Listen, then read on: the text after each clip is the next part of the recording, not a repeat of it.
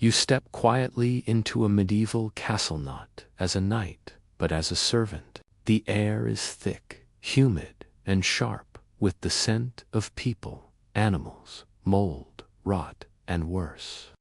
The heavy stones do little to keep out the cold or the damp, and the towering structure that symbolizes power, wealth, and prestige is quite simply unbearable to the nose.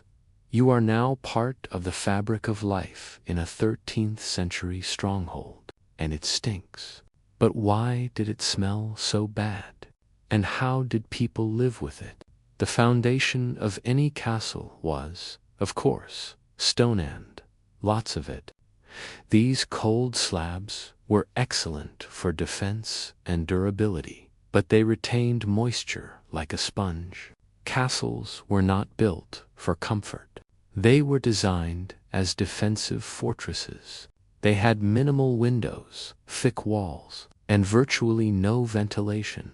Once you sealed the walls with animal hides, thatch, or even tapestries to reduce the drafts, you also locked in the smells.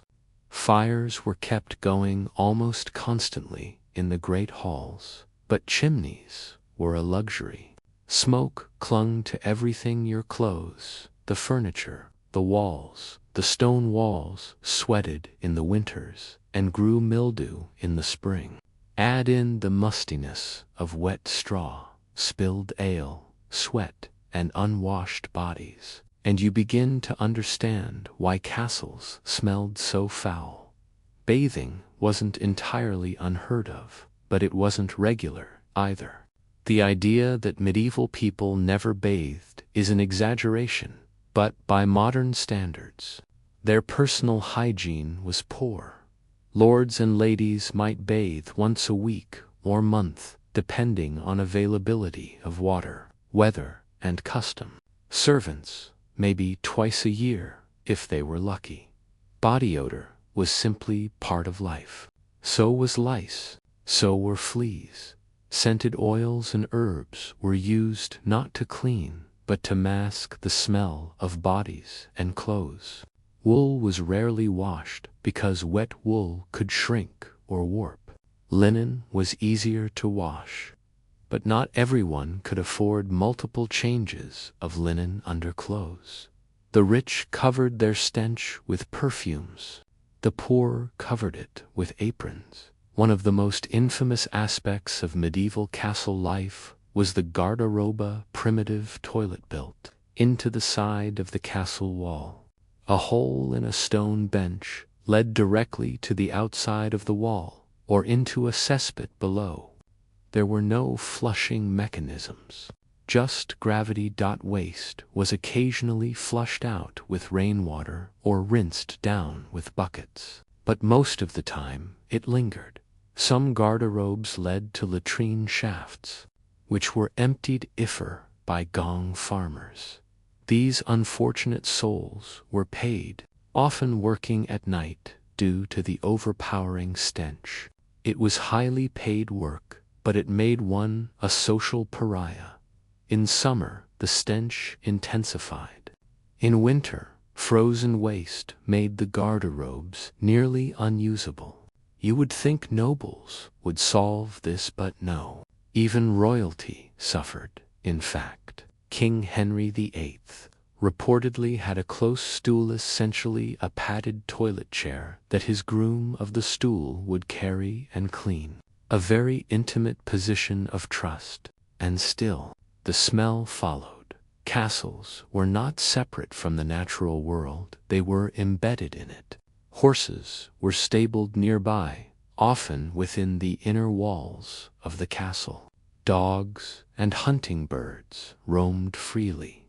Cats chased rats, and rats chased food scraps. Chickens occasionally wandered through lower halls. Oxen and sheep might be penned in courtyards or kept under watch for winter slaughtering. Animal waste was everywhere. Straw was laid down to absorb it, but eventually that straw rotted. Add to that the remains of slaughtered animals, blood in the kitchens, and bones discarded in hallways. And you've got a situation where rot was just part of the decor.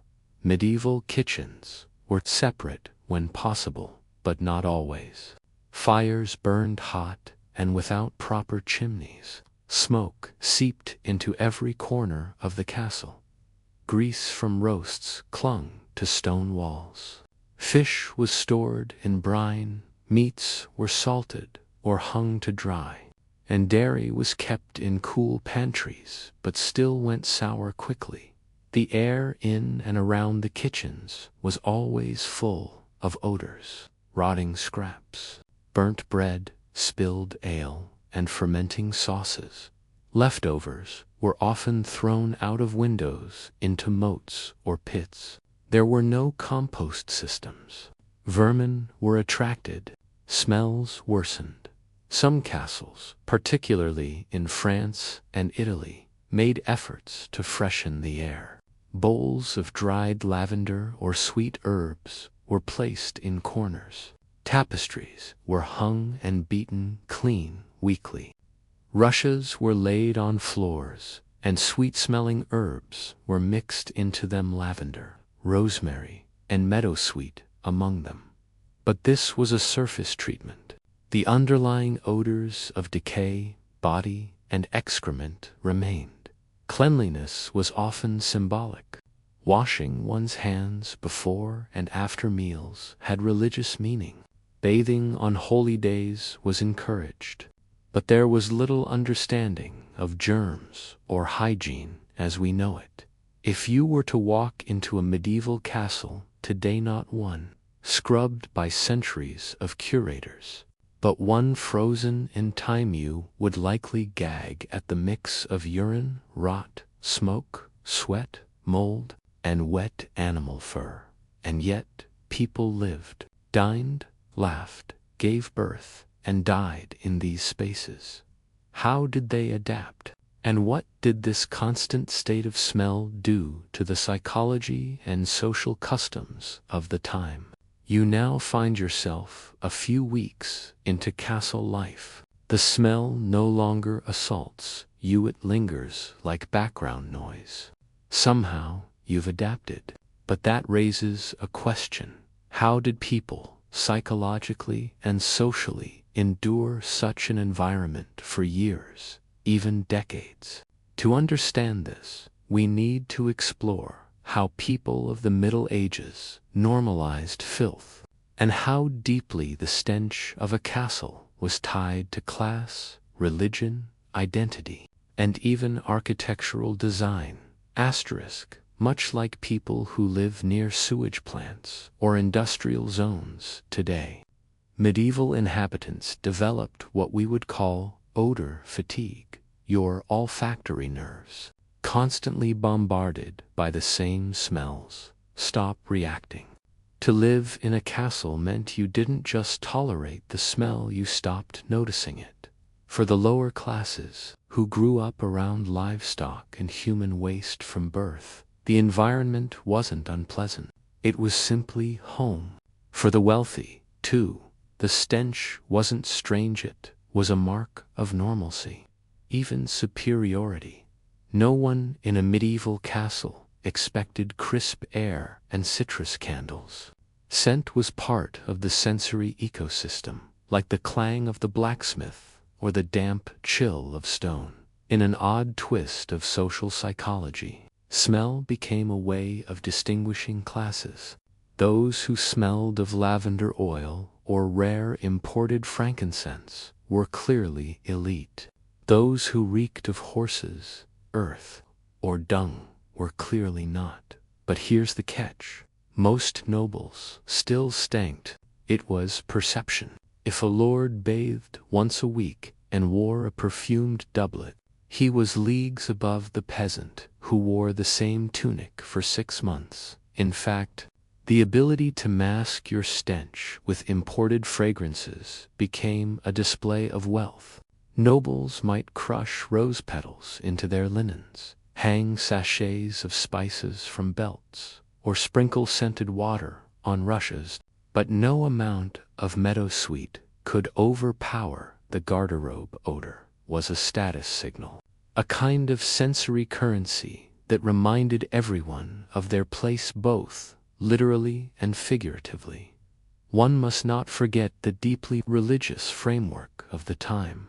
Suffering was seen as a path to holiness, and discomfort, including foul smells, could be reinterpreted as tests of endurance or piety.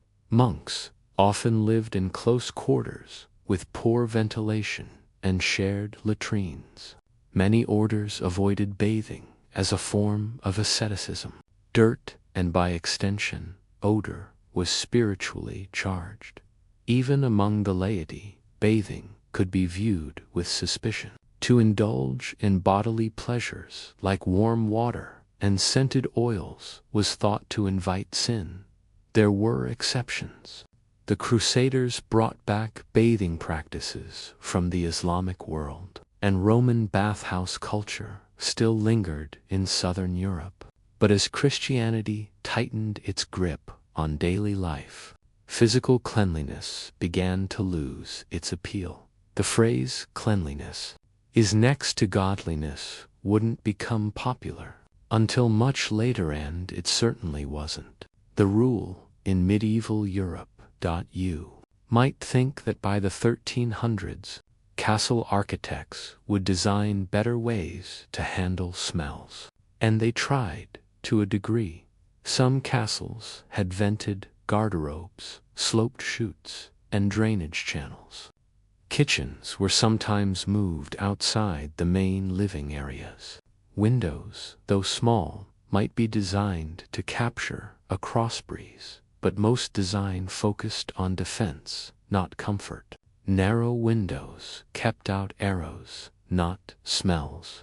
Towers were designed to trap enemies, not air.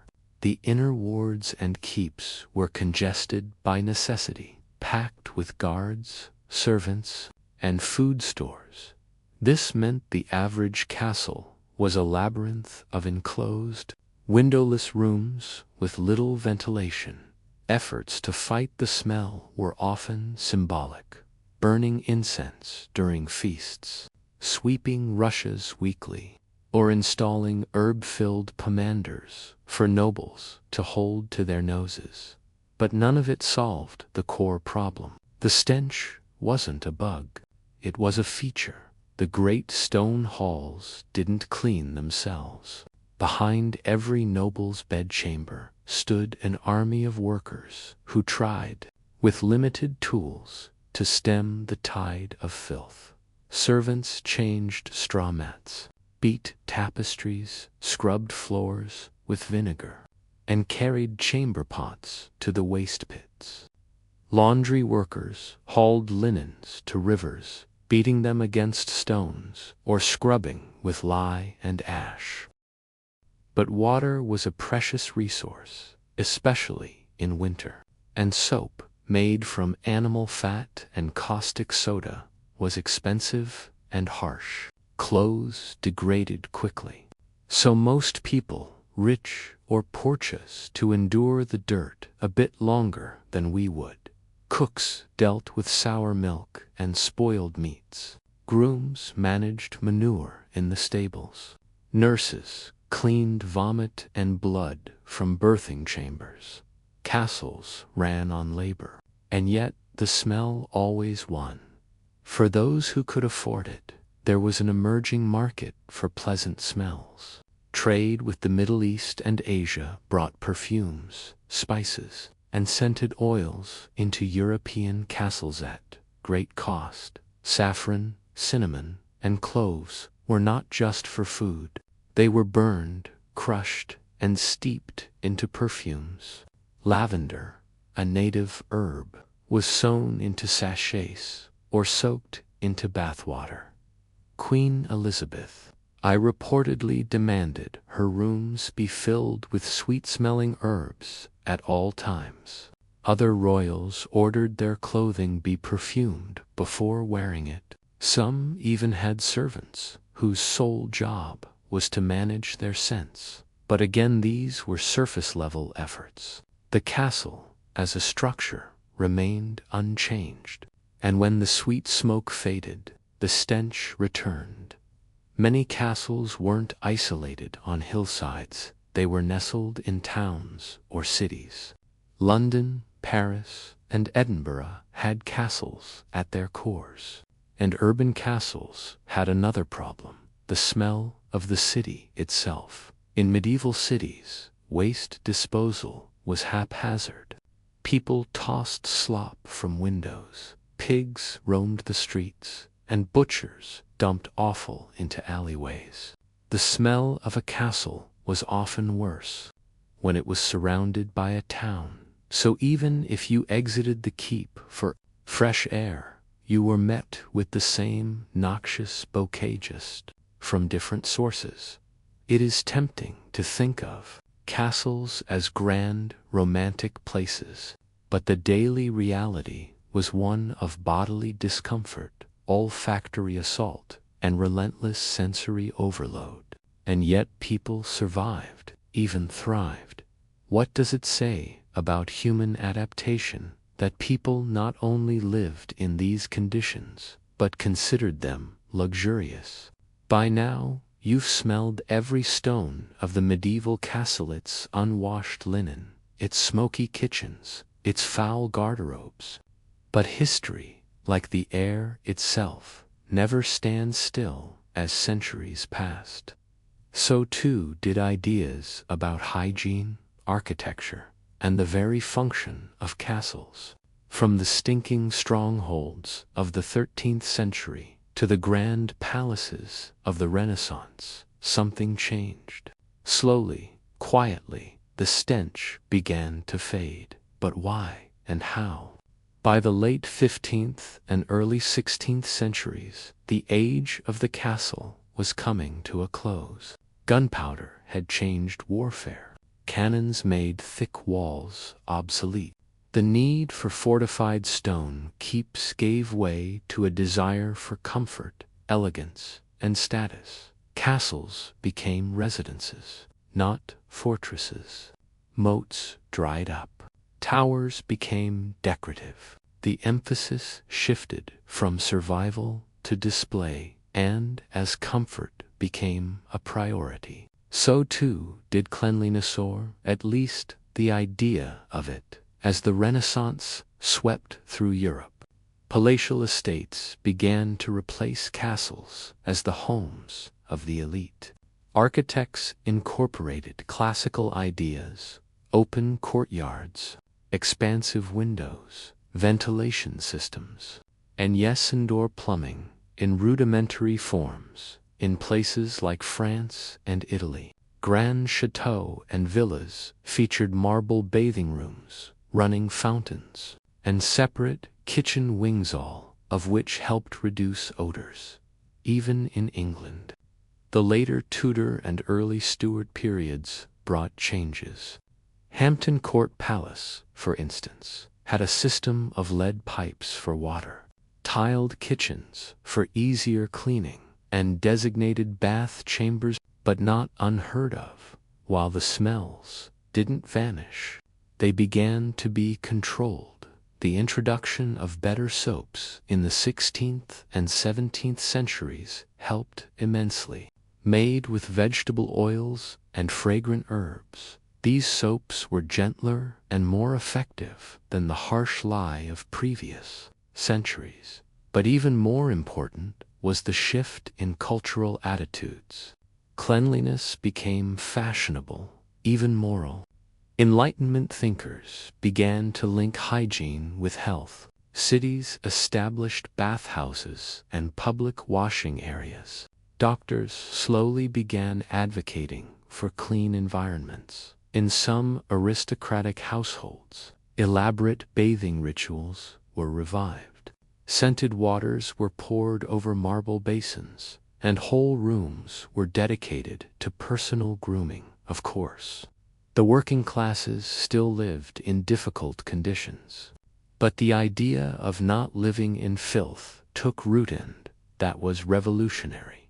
One of the most critical changes in defeating castle stench was the evolution of the toilet. by the late 16th century. Early versions of flushing toilets began to appear. Sir John Harington, godson of Queen Elizabeth I, famously installed one in his own house around 1596. Though it wasn't widely adopted, still, garderobes began to vanish from noble homes. Chamber pots were replaced with close stools, and eventually with water closets. Drainage systems improved, particularly in France and the Low Countries, where Dutch engineering played a major role. Waste was diverted, rather than stored. This shift alone marked the beginning of the end for the medieval stink. It may seem strange to link global imperialism with better-smelling castles, but the two were, in some ways, connected. European elites began importing goods from colonies and trade partners: silks, porcelain, perfumes, incense, oils, and spices, not just for consumption, but for cleaning, bathing, and room fragrance. Ottoman rosewater, Indian sandalwood oil, and Chinese camphor all found their way into European homes.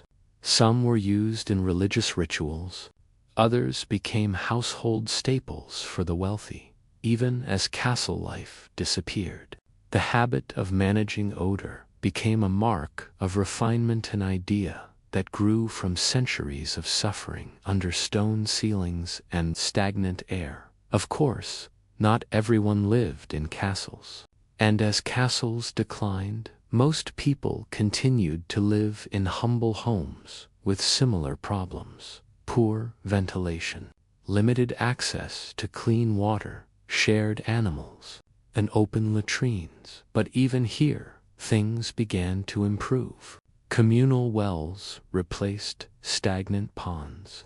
Towns created waste removal systems. Chimneys became standard.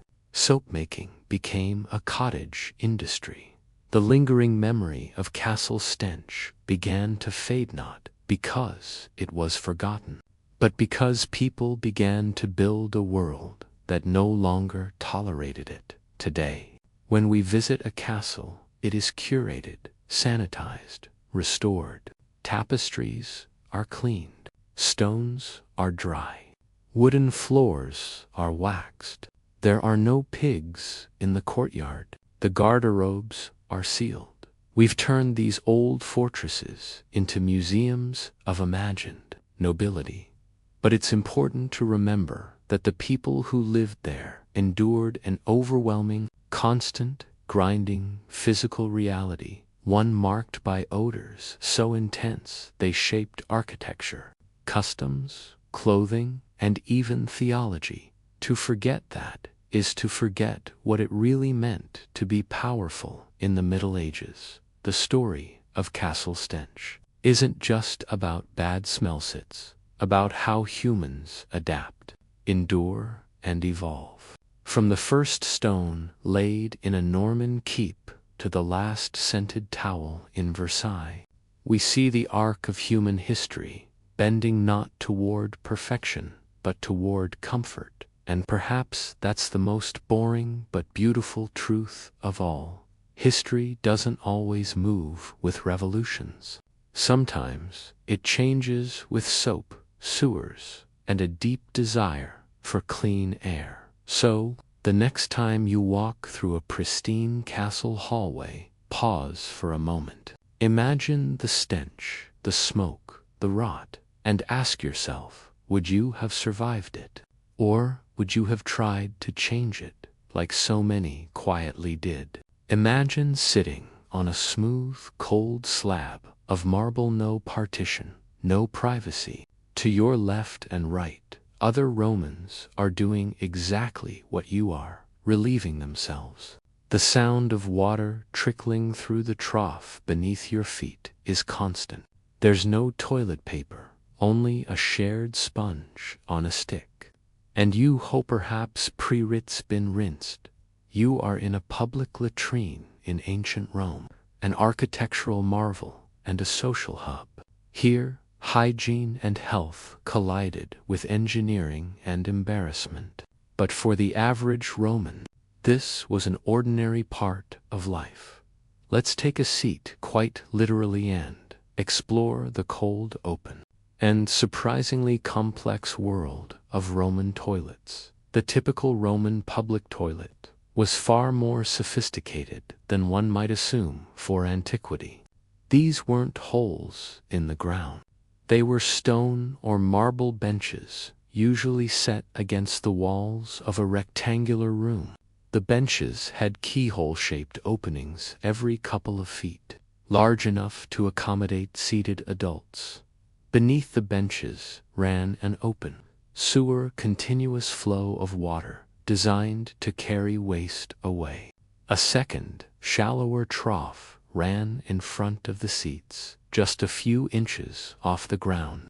This was the foot-washing channel, and it served a dual purpose: rinsing one's feet, and more importantly, the infamous tersorium. The tersorium was a sponge attached to a stick, soaked and reused by all. It rested in the front trough between uses, sanitary by modern standards. Not at all. But for the Romans, it was part of an evolving relationship with public cleanliness. As Roman cities grew, so did the demand for public infrastructure. Rome itself may have housed over 1 million people at its peak, a staggering number for the ancient world. Most residents lived in insulae, multi-story apartment blocks without individual toilets. This meant the majority of citizens depended on public latrines, which were strategically placed near forums, baths, and marketplaces, rather than a private, embarrassing chore. Relieving oneself was simply a public necessity. And just as one might discuss politics at the baths or sports at the forum, conversations in the toilet were not uncommon. If anything, Roman latrines were social spaces. There were no partitions, no stalls, and certainly no expectations of privacy. What mattered was function, and in a city of stone and sewage, form followed need. Perhaps the most remarkable aspect of Roman latrines was the engineering behind them. Rome's vast aqueduct system delivered fresh water from miles away, powering fountains, baths, cisterns, and, yes, public toilets. Fresh water flowed through lead or clay pipes, often downhill thanks to precise gradients. Wastewater from baths was reused to flush latrines, maximizing the resource. Gravity did most of the work, and constant flow kept most latrines relatively clean. The Cloaca Maxima, Rome's great central sewer, carried waste from these facilities to the Tiber River. Other cities, Pompeii, Ostia, Carthage, modeled their sanitation systems after Rome's example, spreading the practice across the empire. This infrastructure was a marvel of civic planning, and yet it wasn't without its flaws. Let's return to the tersorium, that humble sponge on a stick. It served in place of toilet paper, a concept unknown to the Romans. After using the toilet, one would dip the sponge into the foot trough, rinse it, and clean themselves before leaving it for the next user. This raises the obvious modern concern: was this sanitary by our standards? Absolutely not. Cross-contamination was likely rampant. It's probable that gastrointestinal diseases and parasitic infections spread through this very practice. But within the Roman framework of practical utility, the tersorium made sense. Sponges were abundant, and water was always flowing. The risk of disease was less understood than the risk of not cleaning oneself at all. Some wealthier latrines may have had access to individual cloths or disposable wool wipes, but for most people, the communal sponge was part of life. Roman toilets weren't just engineering feats, they were ritualized spaces too. Many latrines had protective charms, amulets, or inscriptions carved into the walls. Why? Because Romans believed evil spirits could emerge from dark, damp places, especially sewers. The goddess Clocina, a minor deity, was invoked for protection from foulness and misfortune. In fact, in Rome's Forum, there was a small shrine to Clocina over a section of the Cloaca Maxima itself. Her name literally meant the cleanser. Offerings may have been made in latrines or sewers to appease spirits or to protect users from mischief, both supernatural and mundane, frightening. Tales were also whispered of toilet demons or spirits who attacked from below. Whether these were metaphors for rats, diseases, or a way to explain bowel-related suffering, we can't be sure. But the fear was real enough to influence behavior. Many Romans avoided using public toilets alone at night. Some carried amulets for protection. Toilets weren't just functional, they were places where people passed the time. In cities like Pompeii, we find graffiti on latrine walls, jokes, names, insults, even poetry. Some graffiti includes crude humor about flatulence. Others are political jabs or flirtations. This tells us that latrines were interactive, public, and very much part of the social sphere. One might joke with a friend while seated. A merchant might pitch his wares to a captive audience. A poet might recite his verses to the sound of splashing water in an odd way. Latrines reflected the egalitarian aspect of Rome's urban life. Anyone rich or poor could find themselves seated side by side in these shared spaces, bound by the same biological need. So here you sit, on your cold stone seat, in the middle of a bustling Roman city.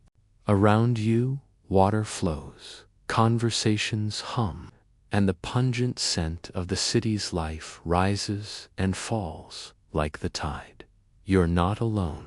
You never were.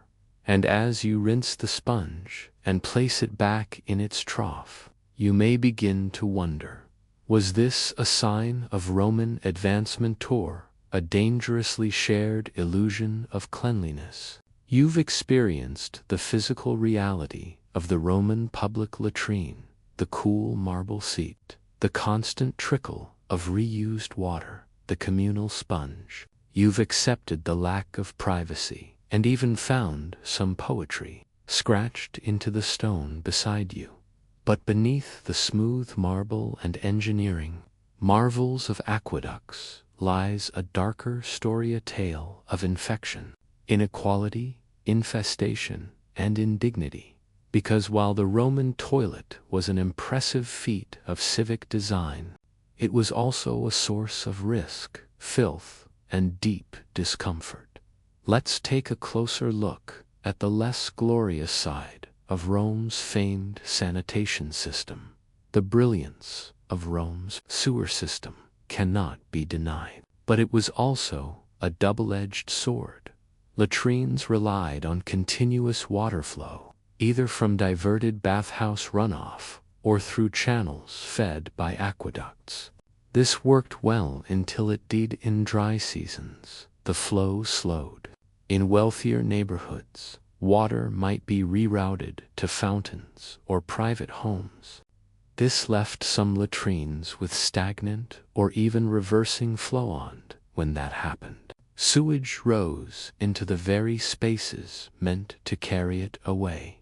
Roman engineers tried to prevent this with sluice gates, drainage slopes, and separate flow paths. But given the sheer density of cities like Rome and Carthage, it was inevitable that blockages, flooding, and backups occurred. Archaeological evidence suggests that regular cleaning was needed to prevent overflow.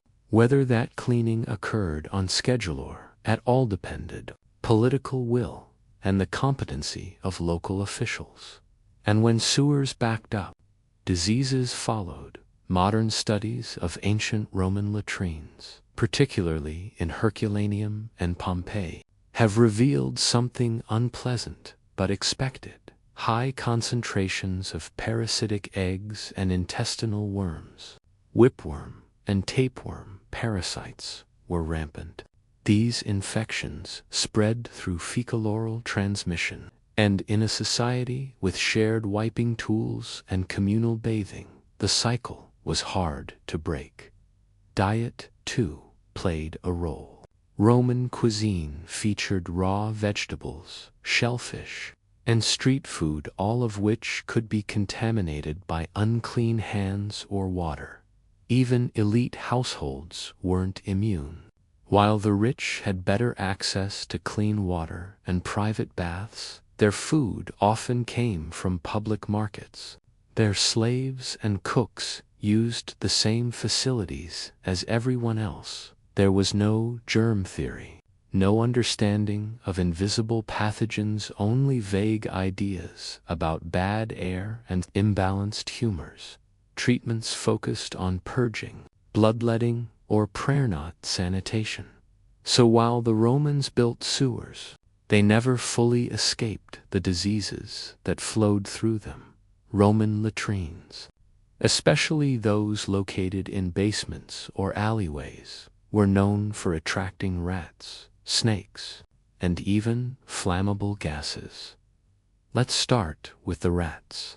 Sewers were ideal breeding grounds for rodents, especially near markets and butcher stalls. Rats could enter the latrines through the same openings used by waste, scuttling between foot troughs and benches. There are scattered references in Roman literature to rats biting users in latrines, a disturbing but plausible scenario. Even more surprising, methane explosions. Sewers, especially when clogged or covered, could accumulate methane gas, combined with sulfur from decomposing waste. This created a flammable, sometimes explosive mix. Lighting a torch in a dark latrine, especially in larger underground facilities, could trigger a blast. And then there were crimes. Enclosed public toilets were ideal places for robbery, assault, or ambush.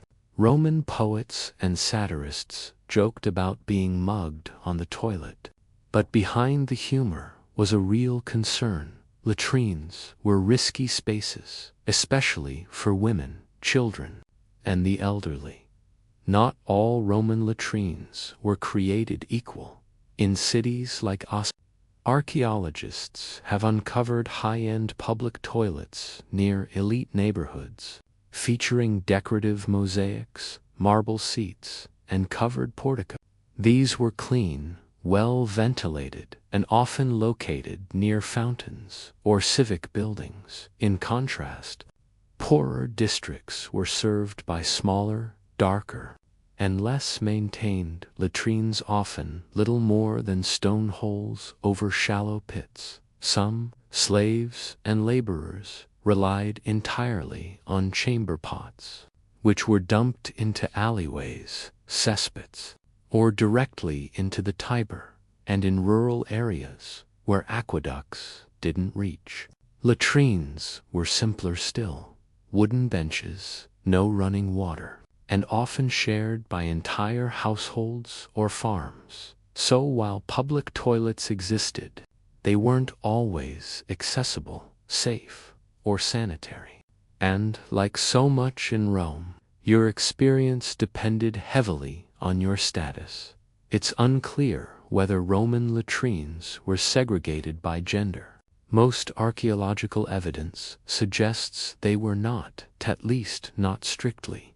men and women likely used the same facilities, though not always at the same time. Wealthier women may have had private or restricted access to certain latrines, or used chamber pots more frequently. Literary sources rarely mention women in latrines, which could indicate a social discomfort or a gendered sense of shame. Roman attitudes toward female modesty were complex. Women were expected to maintain decorum, yet had no real privacy in most public spaces. To relieve oneself in such an environment required not just acceptance, but adaptation. Despite the risks, Roman citizens relied on these facilities every day. They brought their own sponges or wipes, carried perfumes to mask odors, and adapted to the awkward seating positions. Some latrines had built-in soapstone shelves for belongings, while others included carved slots for oil lamps or small offerings to household gods. Children were taught to use the facilities early, and slaves were often tasked with cleaning or maintaining them. In some elite homes, indoor latrines were connected directly to sewer systems, an innovation centuries ahead of its time. But for most people, the process remained simple. Walk in, sit down, rinse the sponge, relieve yourself, and go.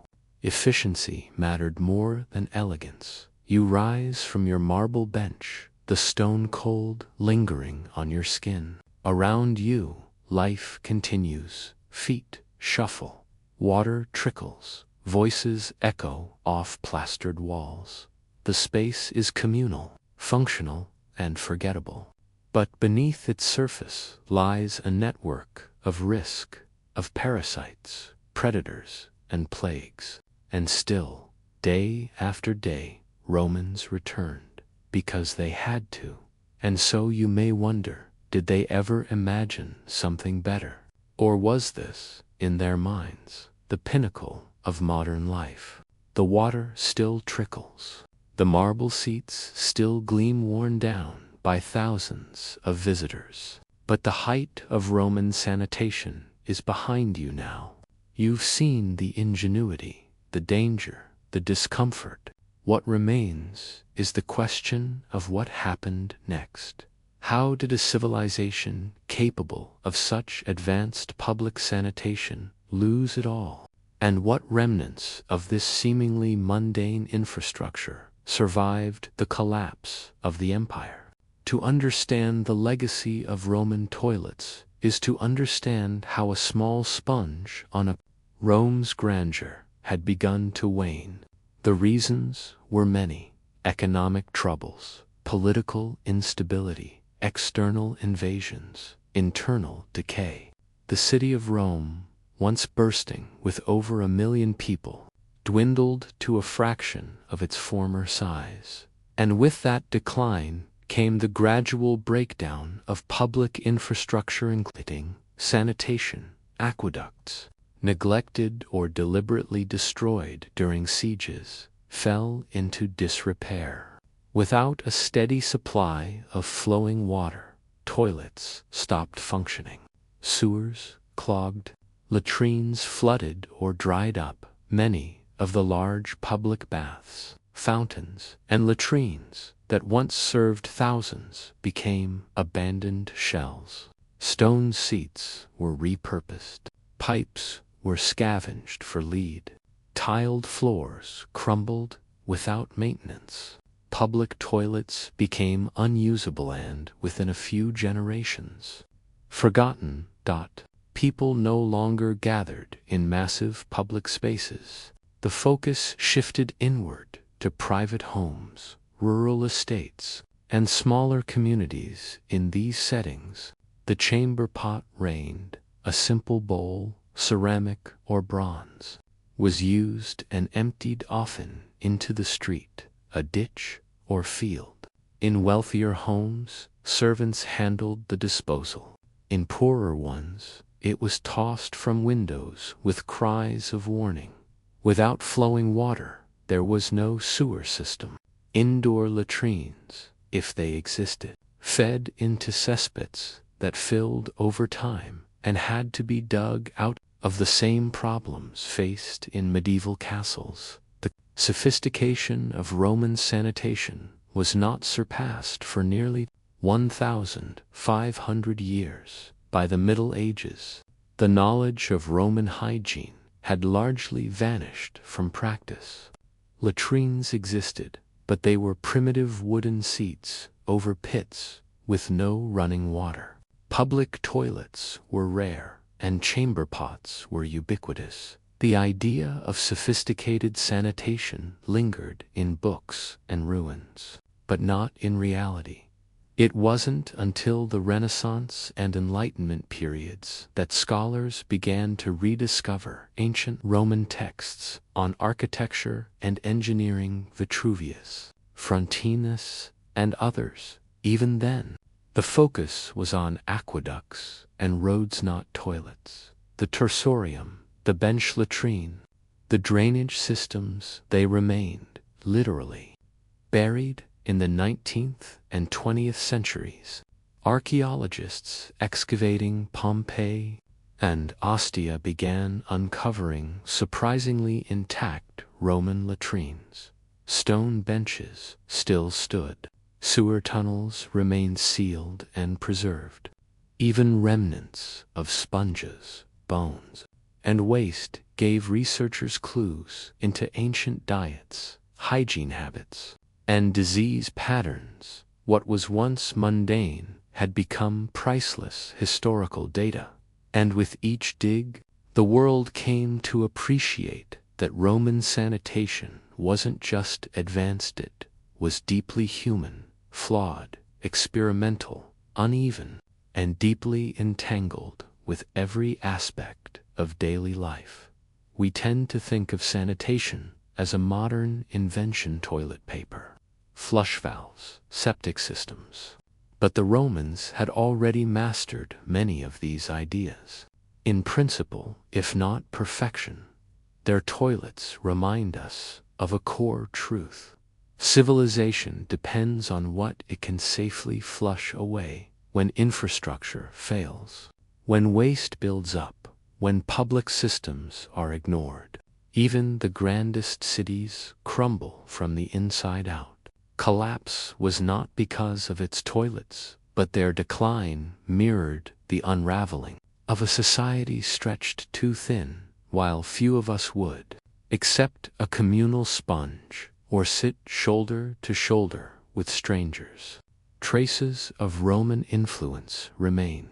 The idea of public restrooms in cities, Roman gravity-fed sewage systems, Roman terminology like latrine, cloaca, and sanitation, all from Latin roots. Even the toilet seat shape, the keyhole with front curve appears in both ancient ruins and modern designs. Of course, today we value privacy, cleanliness, and personal space far more.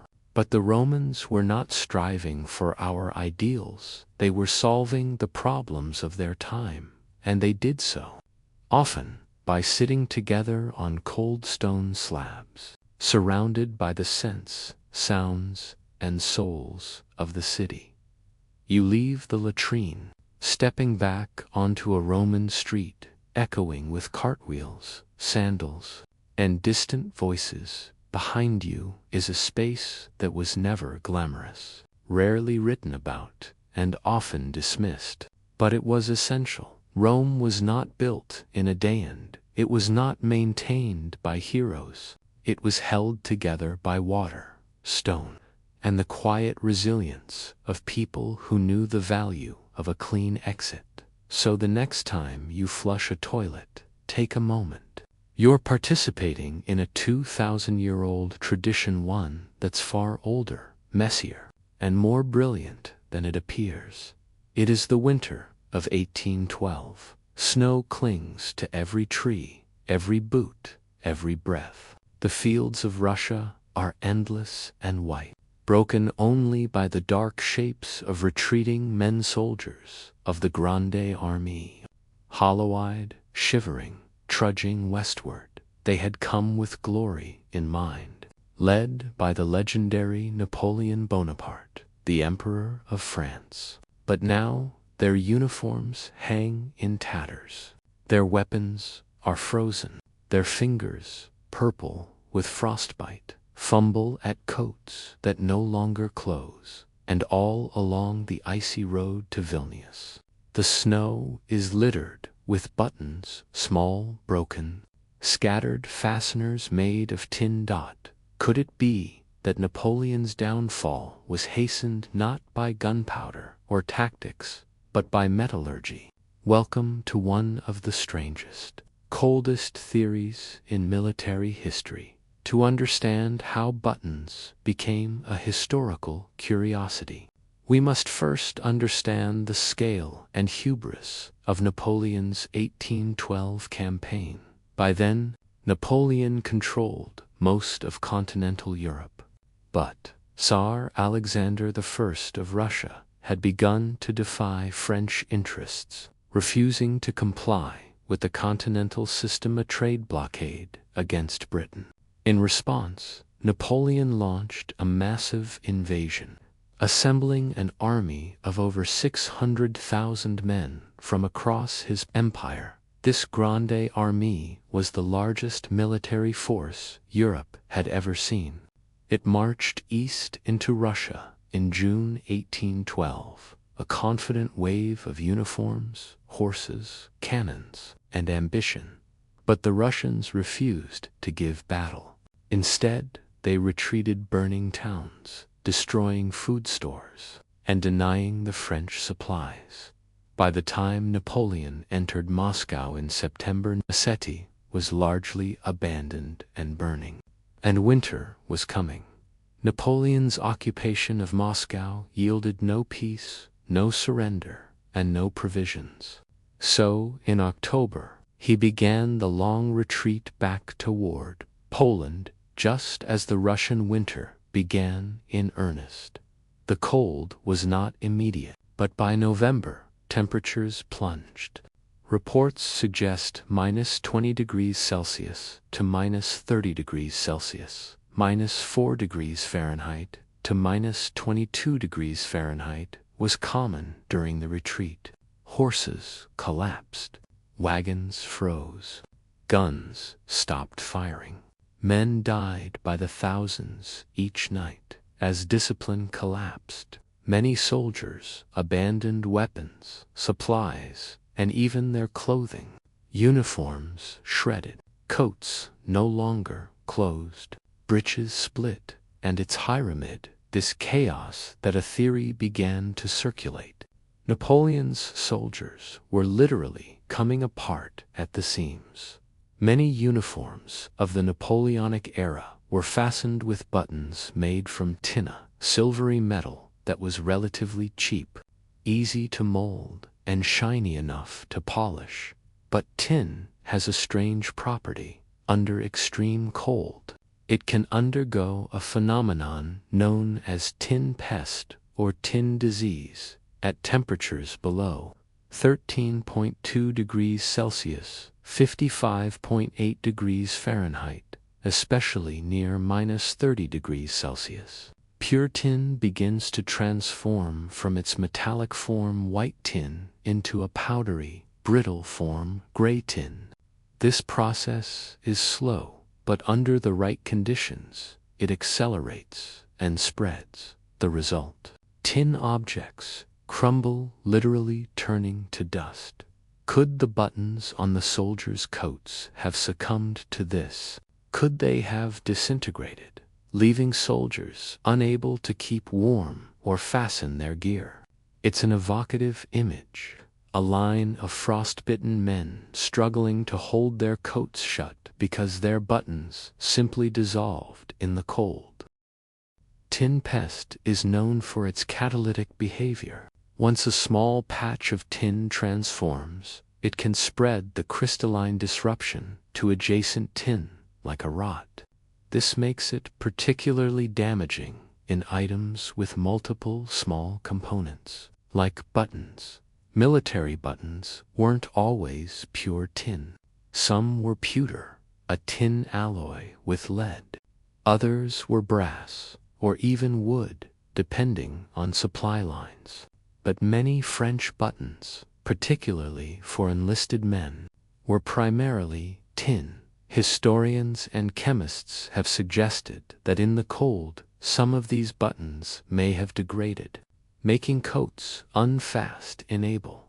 It wouldn't take all the buttons to fail just enough for the coat to flap open in the wind, for snow to get in, for cold to seize the body. Is this enough to explain Napoleon's defeat? Certainly not, but it adds a layer of fragile realism to the larger catastrophe.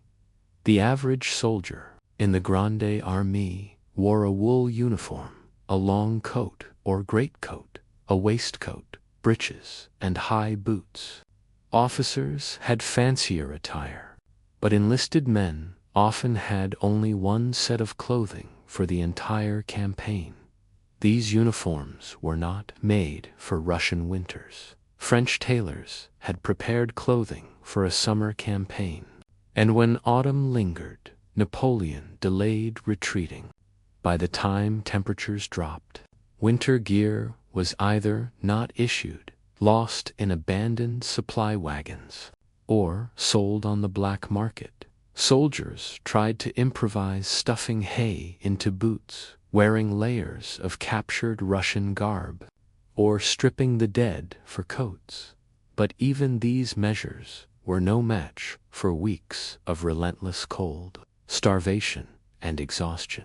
And if your buttons gave out just one more layer of exposure, the results were fatal. By the time the remnants of the army reached the Borozina River in late November, only around 100,000 remained. Not all of them were combat ready. Crossing the river under enemy fire and freezing conditions, the army disintegrated. Many drowned, others froze. Supply wagons were torched. Horses were eaten. Napoleon fled ahead of his men, returning to Paris by sleigh. In total, more than 400,000 soldiers perished from cold, hunger, disease, and chaos. It remains one of the worst military disasters in recorded history. And somewhere in that snow, among the frozen corpses and shattered dreams, lie the corroded, crumbled fragments of tin buttons. Washed dull by frost, it is easy to focus on generals and battles when we talk about war. But sometimes, history turns on smaller things. A misjudged season, a delayed retreat, a broken button. The collapse of Napoleon's campaign wasn't caused by tin pest, but perhaps it was hastened by it. What if the failure of an empire can hinge not on a single battle, but on a fastener that quietly turns to dust in the cold? You're surrounded by cold, not just the biting chill of wind, but a kind of deeper cold that gets into materials, into bone, into time itself. And somewhere in the snow, near the remains of a French bivouac fire, lies a small object, a tin button, its once glossy surface now crumbling into gray powder. Could such a humble item really reflect the cracks in a vast empire?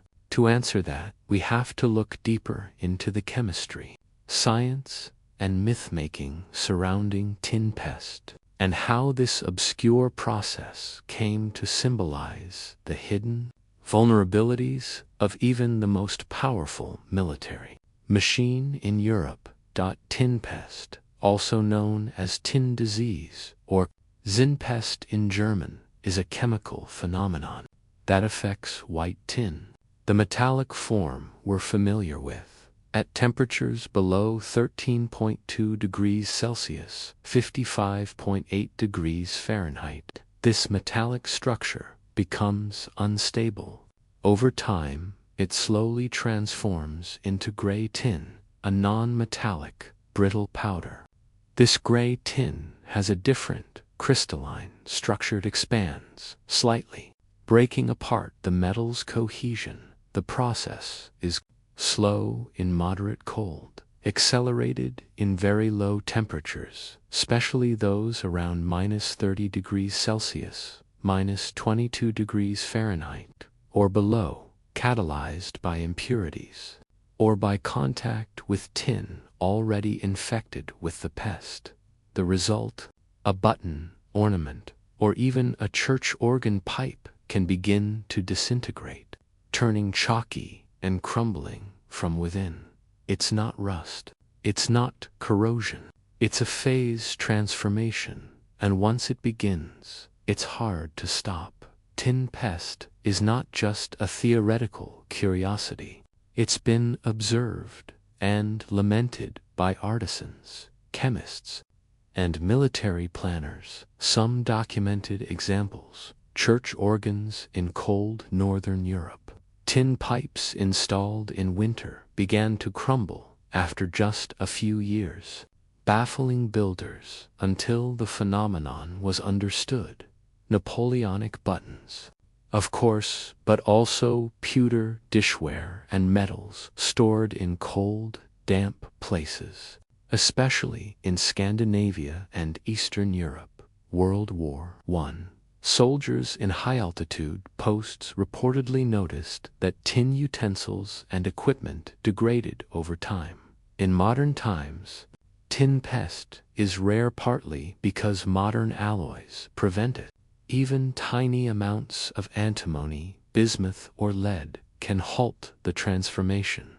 But in the early 19th century, especially for military-grade buttons made from unalloyed or low-grade tin, the risk was real. Here's where history and science blur. There is no primary source from 1812 that describes buttons disintegrating en masse.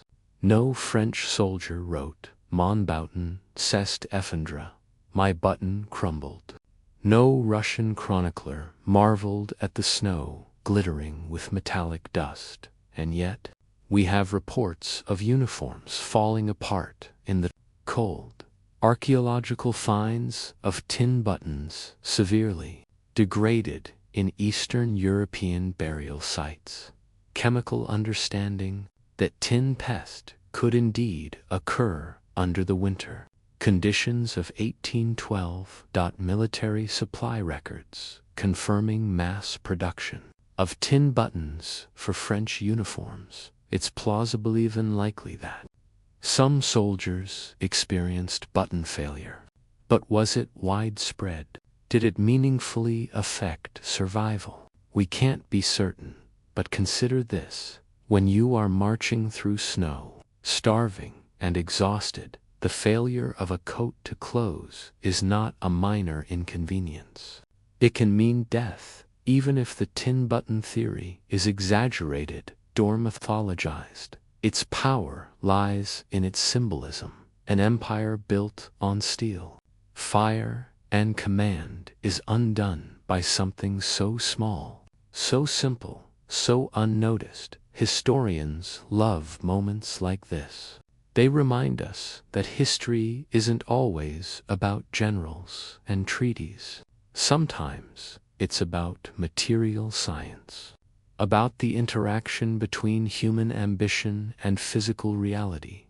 And in that context, the button becomes more than a fastener. It becomes a symbol of unseen fragility.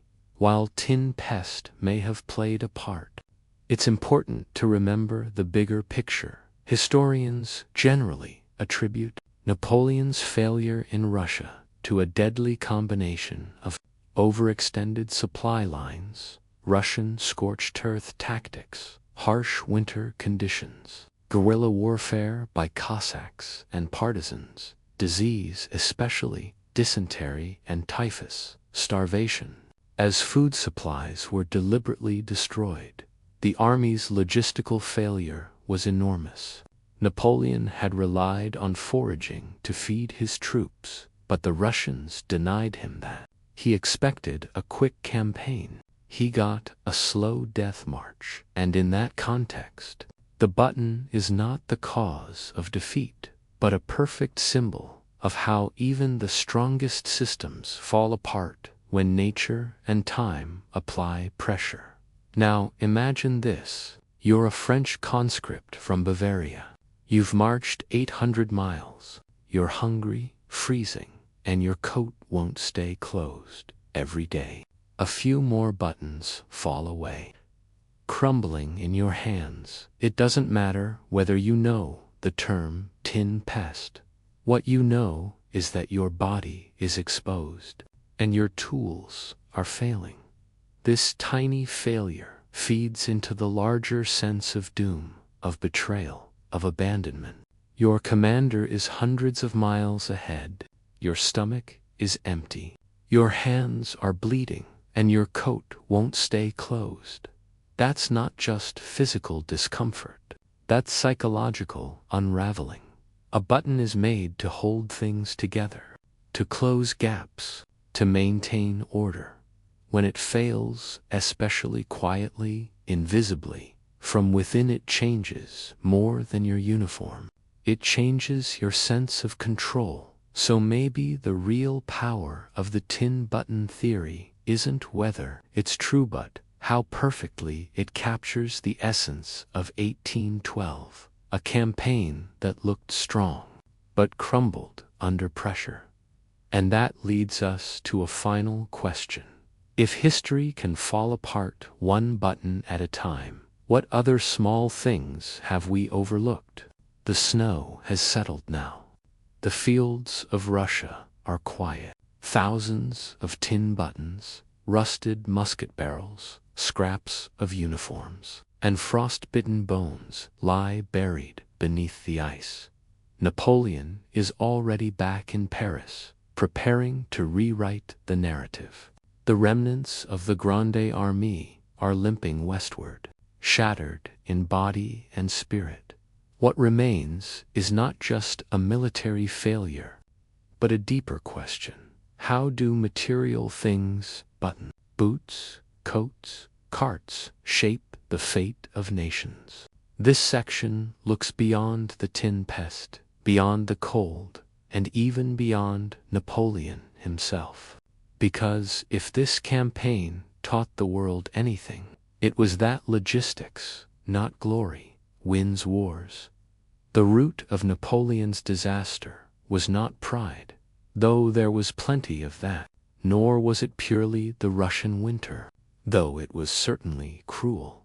It was logistics, the sheer inability to supply, sustain, and protect an army of over 600,000 men marching across hostile, barren terrain. Napoleon had not planned for the size of Russia. Maps underestimated distances. Villages were farther apart. Roads were worse than expected. Communication lagged. The lack of local supplies. Russian forces burned crops, slaughtered livestock, poisoned wells, and evacuated towns. Foraging became nearly impossible. The pace of consumption. The army ate through its own supply wagons quickly, leaving tens of thousands to starve even before the frost arrived. The weather. Winter clothing, thicker boots, insulated tensile were lacking or lost during chaotic retreats, in a sense. The button becomes a perfect metaphor, a small component that failed amid a cascade of larger structural breakdowns. If we step back from Napoleon's retreat, we see a broader pattern across history. Wars shaped by material limits. During the Crimean War, British soldiers froze in thin uniforms while supplies rotted in nearby ports. In World War II, the German advance into Russia faltered, in part due to inadequate winter gear and fuel that gelled in the cold. In Vietnam, American jungle boots disintegrated, and early M16 rifles jammed under tropical conditions. In every case, Victory depended not just on tactics or weapons, but on mundane physical objects, textiles, metals, lubricants, and yes, buttons. The grand plans of generals mean nothing if the soldier on the ground can't keep warm or stay dry. Napoleon's Russian campaign was the beginning of the end. After 1812, over 400,000 French soldiers were dead.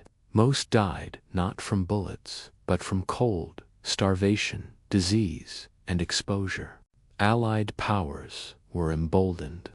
Austria, Prussia, and Britain began to see Napoleon as mortal. The myth of invincibility cracked. Until then, Napoleon had seemed unstoppable. But the retreat from Russia changed his image. Napoleon would lose power in 1814, regain it briefly in 1815, and finally be defeated at Waterloo. But the ghost of the Russian campaign lingered in the decades that followed. Military planners became obsessed with preparation, with weather reports, supply chains, uniform durability, boot leather quality, and even food preservation. On a strange way, Napoleon's buttons helped usher in a more modern, logistical approach to warfare. The tin pest story doesn't end in 1812. In the 20th century, scientists experimented with tin's strange transformation for use in temperature gauges, fail-safe devices, and material stress tests. It became a curiosity in metallurgy. In the 1980s and 1990s, a resurgence of interest in lead-free solder for electronics raised the issue again. Some devices using pure tin experienced failures due to microcrystalline growth, tiny tin whiskers that disrupted circuits. Even in modern engineering, tin remains a material to be respected, temperamental, temperature sensitive, and full of surprises. And the buttons, some still exist.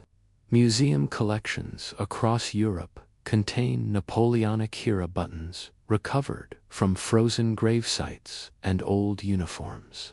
Many are cracked, discolored, or flaking, silent reminders of a story most textbooks overlook. Was Napoleon really undone by buttons? No, not entirely. But did the failure of small physical things contribute to the unraveling of his greatest campaign? Yes, undeniably.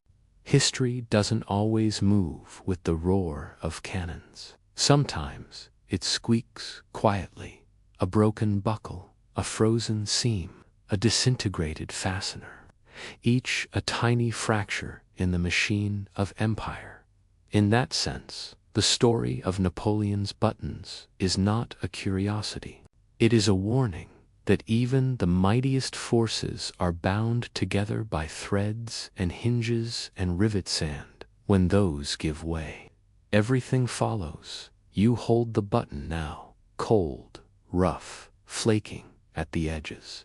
It was once polished, worn with pride, sewn by a tailor, fastened in the early dawn by a soldier who would never return home. And as it crumbles in your hand, you are left with this thought: what else in history was held together by something so small, and how close did it come to falling apart? The Tudor period, spanning the late 15th to early 17th century, was a time of grand monarchs, religious upheaval, ambitious exploration, and very selective bathing. You might imagine people during this era as either perpetually filthy or curiously obsessed with cleanliness, depending on the stories you've heard. In truth, the reality lies somewhere in the middle, a world where hot water was rare, public bathhouses were suspect, and a good linen shirt was better than a bath. So what did it mean to be clean in the time of Henry VIII and Elizabeth I? To answer that, we must descend into steaming kitchens, poke our heads into wooden tubs, and learn how Tudors approached the long, slow, sometimes smelly ritual of staying just clean enough. Let's begin with a misconception. Tudors didn't bathe. That's not quite true. They did bathe, just not often, not conveniently, and not with running water. In wealthier homes, a bath meant heating buckets of water over a fire, carrying them upstairs, pouring them into a wooden tub, and then stepping into the lukewarm result before it cooled. This was laborious. Water cooled quickly. The fire needed constant tending. So most Tudors, particularly the rich, took what was called a full-body bath once a month, sometimes less. It was considered a luxury, not a daily act. More commonly, people practiced partial washing, known as washing at the basin. They would wash hands and face each morning, clean, visible skin, neck, arms with a damp linen cloth, rinse their mouths with herbal mixtures, change underclothes frequently to absorb oils. This wasn't laziness, it was pragmatism and, in some cases, morality. By the 16th century, public bathhouses had largely disappeared from English towns, not because they were unhygienic, but because they were viewed as immoral. In medieval times, bathhouses were common and even communal, but the spread of syphilis, then called the French pox, and fears of sinful behavior turned many of them into targets of reform. Church authorities, especially under the Protestant Reformation, began condemning bathing as a vanity or even a temptation to lust. Nudity, warm water, and enclosed spaces were thought to stir the passions and so best avoided. Cleanliness was redefined not as bodily purity, but spiritual virtue. It wasn't that being dirty was good, but being too clean was suspicious. When a Tudor did take a bath, it was an ordeal. A tu be usually a large wooden barrel lined with linen or canvas wood be brought into a bedroom or kitchen. Servants would heat water over an open fire and carry it, bucket by bucket, to fill the tub. The bather, especially if noble, would be partially clothed in a shift or smock to preserve modesty. Aromatic herbs like rosemary, thyme, or lavender might be added to the water. Special neck rolls or armrests might be placed at the edges for comfort. A screen or curtain was drawn to keep drafts away. Important figures, like Queen Elizabeth I, had specially constructed portable baths or bathing chambers, often padded with cushions and enclosed with drapery. After the bath, the water would be discarded often into a garden or trough, and the linen underlayers boiled or beaten clean. It could take half a day just to prepare and clean up, since full baths were impractical. Tudors relied on their clothing, especially linen, to stay clean. Linen undergarments, called shifts for women or shirts for men, were worn against the skin.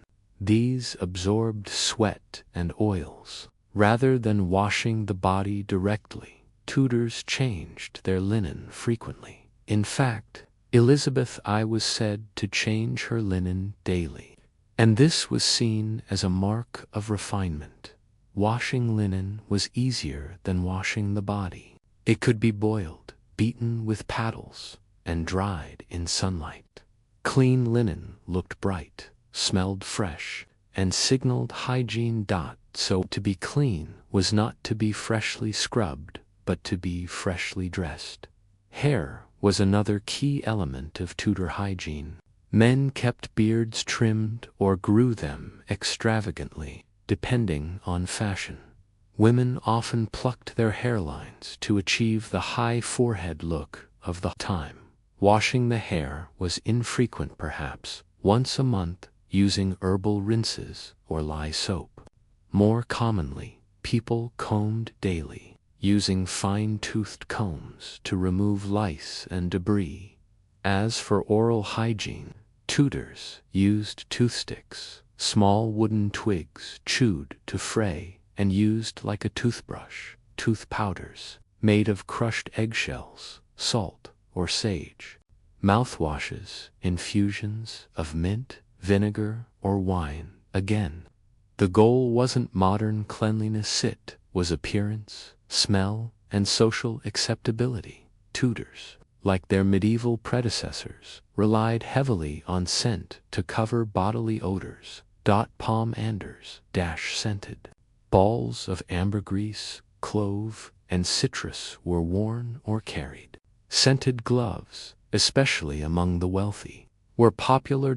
Rooms were freshened with strewn herbs, including marjoram, basil, and chamomile. Clothing was sometimes perfumed or smoked with incense. Henry VIII, despite his later decline in health, was known for his obsession with clean linens, scented rooms, and custom-made perfumes. He believed fragrance was a sign of divine order and personal discipline.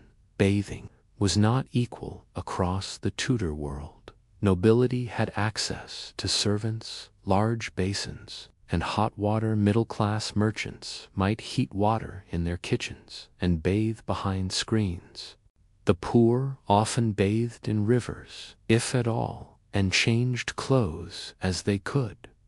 In rural areas, people relied on stream bathing in warmer months, and dry washing, wiping with cloths in winter. Communal tubs were rare but not unknown. Cleanliness, like everything else, became a status symbol. You now sit in a wooden tub, the warm water fading quickly. Candlelight flickers. The scent of rosemary rises with the steam. Outside, the Tudor world bustles, muddy, fragrant, vibrant, and only partially washed. You know this bath won't last. You'll be dry soon, back in your linen. And you won't see another bath for a month, perhaps two. But for now, you are clean. And yet, you wonder, what did clean truly mean in a world that feared hot water, distrusted soap, and believed that virtue was found not in scrubbing, but in scent? The bath water has cooled. Your linen shift is freshly dried by the hearth. Outside, the smell of smoke mingles with that of manure and boiled cabbage.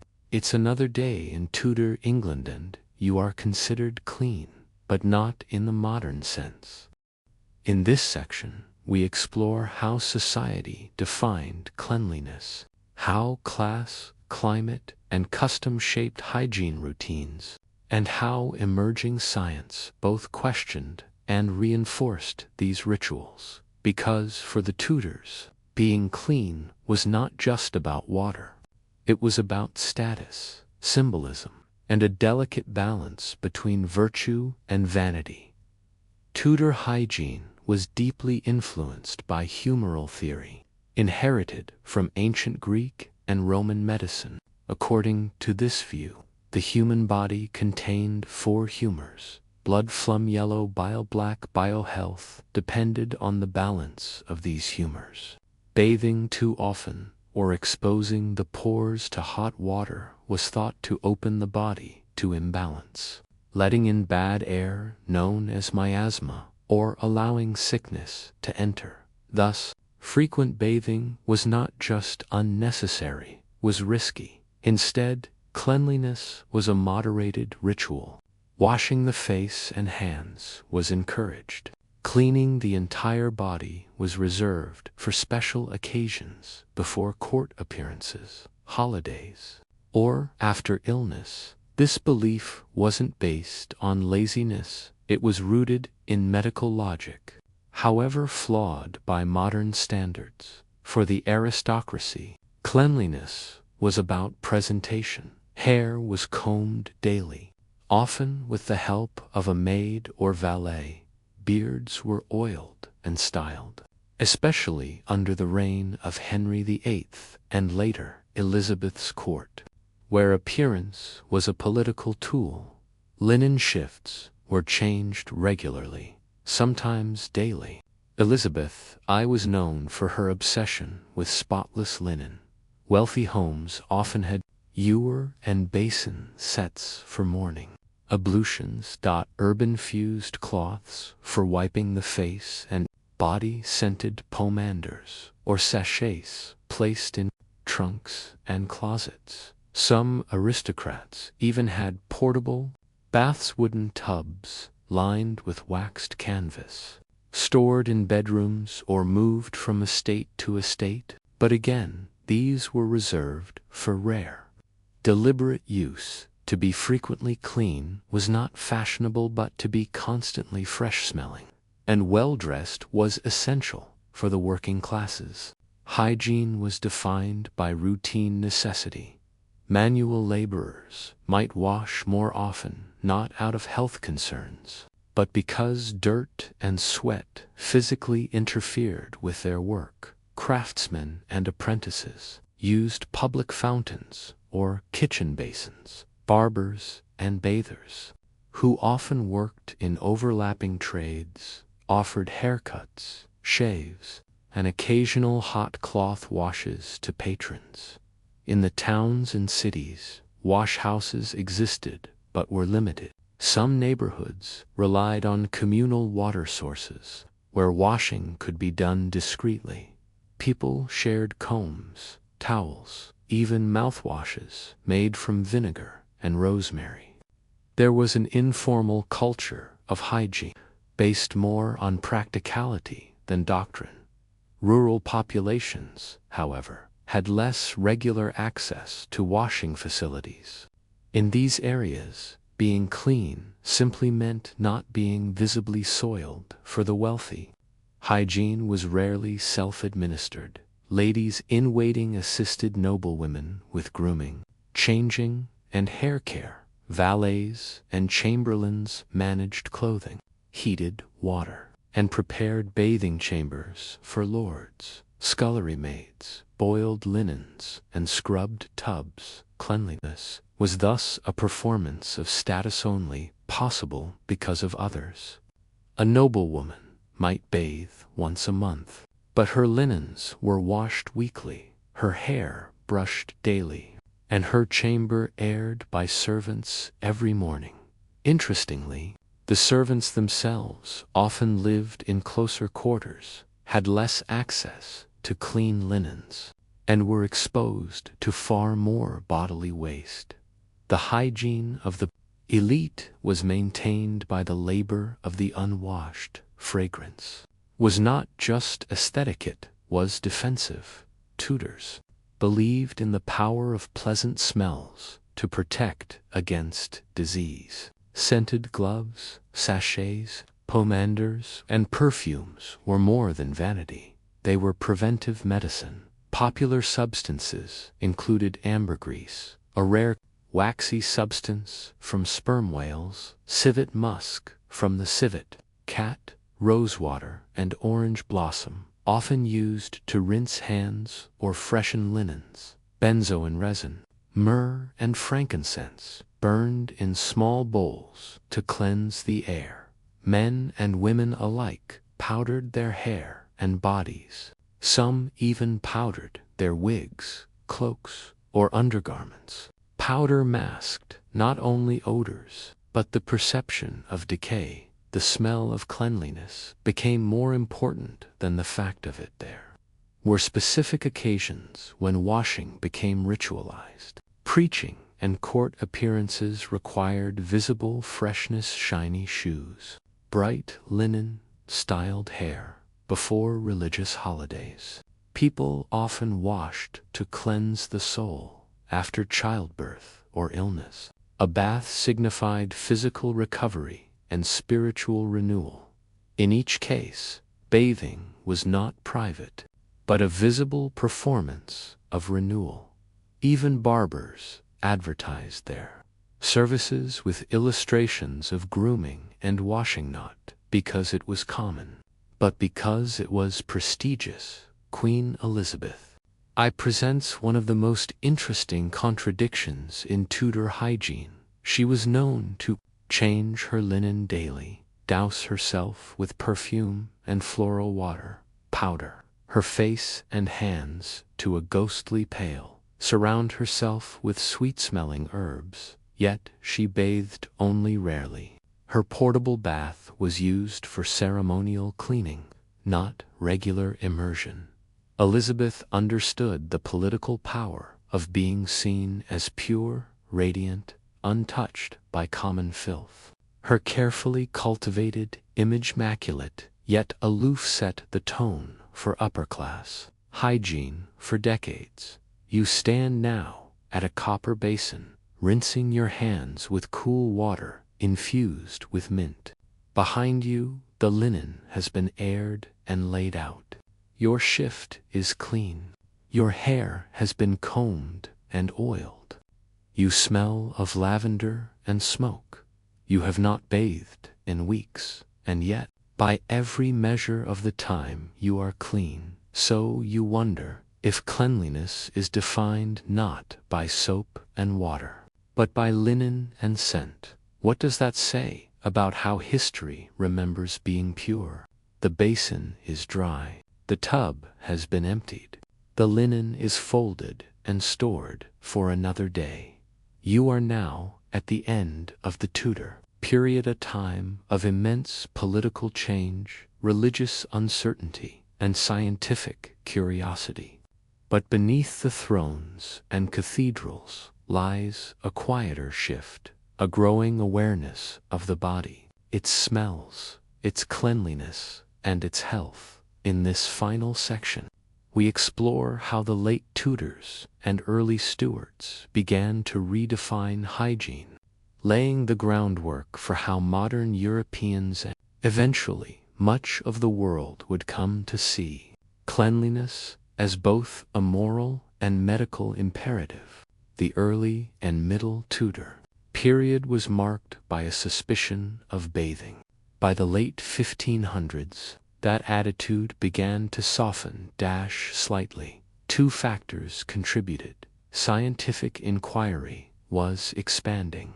Physicians were beginning to question miasma theory and explore more empirical observation.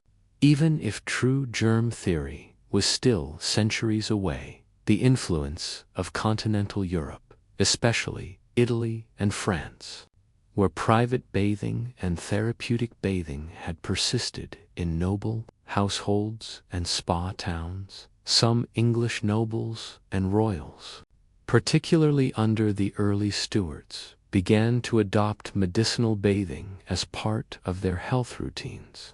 Mineral waters were sought after. Towns like Bath and Buxton saw revivals as spa destinations. Bathing was no longer entirely viewed as sinful. It was prescribed. Still, daily baths were rare. Washing remained largely a partial, layered affair: hands, face, mouth, feet.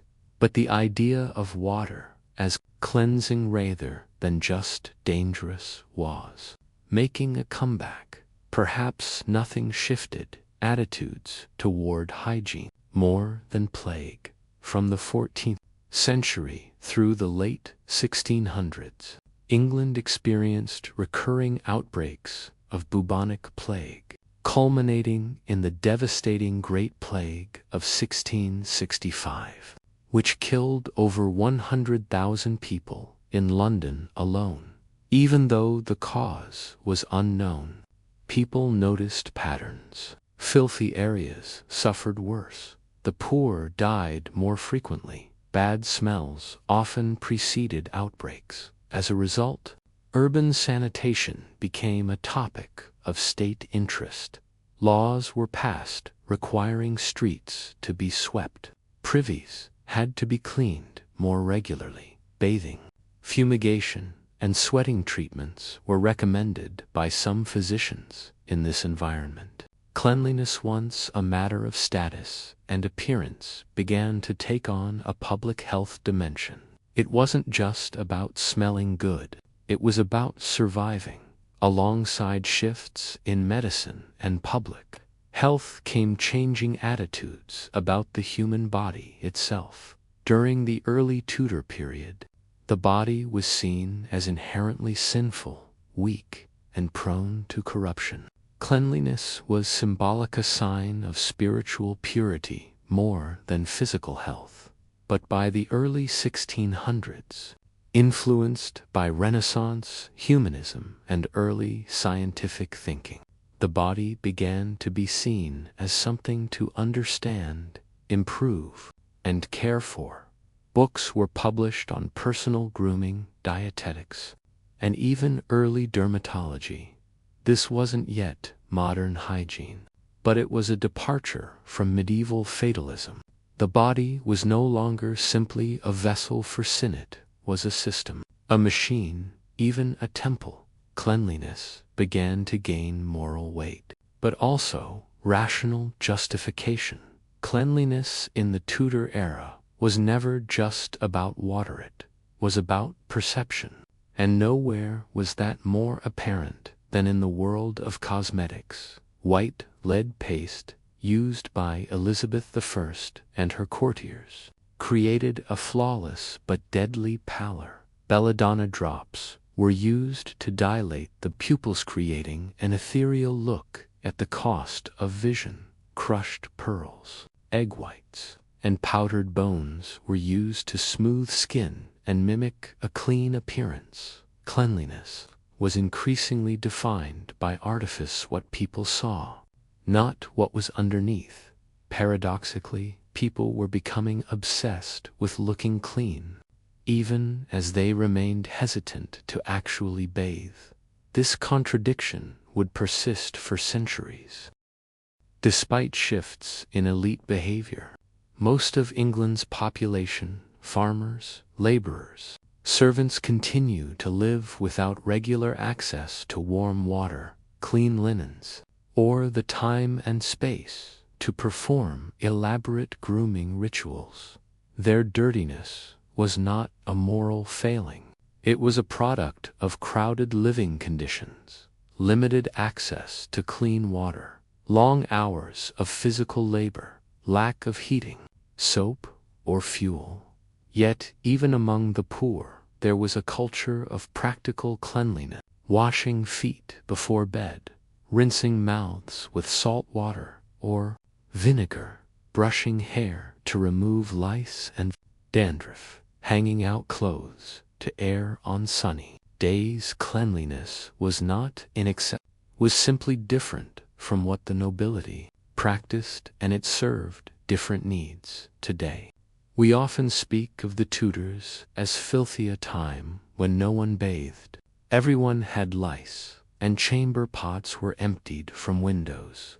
There's truth in that, but it's only part of the story. In reality, Tudor hygiene was highly structured, if limited by resources, driven by appearance and status, not sanitation, defined by daily rituals, rather than full immersion, evolving in response to disease, urbanization, and philosophical change. By the end of the Tudor period, the seeds of modern hygiene had been sown, not yet in soap and daily showers, but in the idea that cleanliness mattered, not just for God, not just for fashion, but for life itself. You fold the clean linen carefully. The basin is set aside. A sachet of rosemary rests near your pillow. Your skin has not touched soap in weeks, and yet you smell like civet, musk, and orange peel. You are clean by the standards of your time, and you begin to wonder if history remembers dirt more easily than discipline. What rituals have we forgotten that once defined what it meant to be pure? The canals are quiet. It's Venice, sometime in the 1600s. The city is suspended in a strange stillness. Gondolas glide silently. Shops are shuttered. The bells toll not for celebration, but for the dead. Down a narrow alleyway, a figure moves slowly. He is robed in black, gloved, cloaked, and masked. His face is an eerie white with a long, hooked beak, empty black glass eyes, and no mouth. This is not a creature of myth. It is a plague doctor, the most recognizable symbol of Europe's battle with the Black Death and the face of early public health. In a time of fear and rot. But the mask wasn't meant to scare. It was designed to protect. Let's step into plague-ridden Venice and explore how masks, robes, and ritual became the tools of survival. To understand the plague doctor, we must begin with the city that helped give him his peculiar form, Venice. In the 16th and 17th centuries, Venice was one of the wealthiest cities in Europe, a hub of trade, culture, and diplomacy. Its ships brought goods and people from across the Mediterranean, Africa, and the East. But with movement came risk. Goods weren't the only things being imported.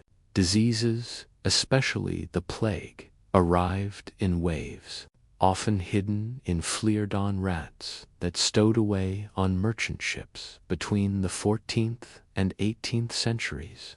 Venice endured dozens of outbreaks, some killing a third of the population.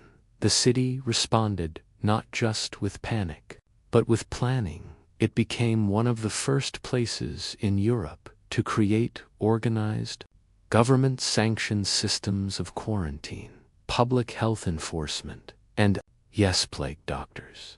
A plague doctor was not always a physician in the traditional sense. In fact, many were volunteers, often underpaid or conscripted, barber surgeons, with only basic medical training, recent medical graduates, with little choice but to accept dangerous assignments, sometimes even charlatans or foreign hires, brought in to minimize the risk to local doctors. Their job was not to cure the plague, it was to record deaths and infections, certify burials, perform rudimentary examinations, oversee the isolation of the sick, attempt treatments, often futile, but most importantly, they served as a public symbol, a visual reminder that disease was being tracked, controlled, and in theory managed. The most iconic feature of the plague doctor's costume was the beaked mask.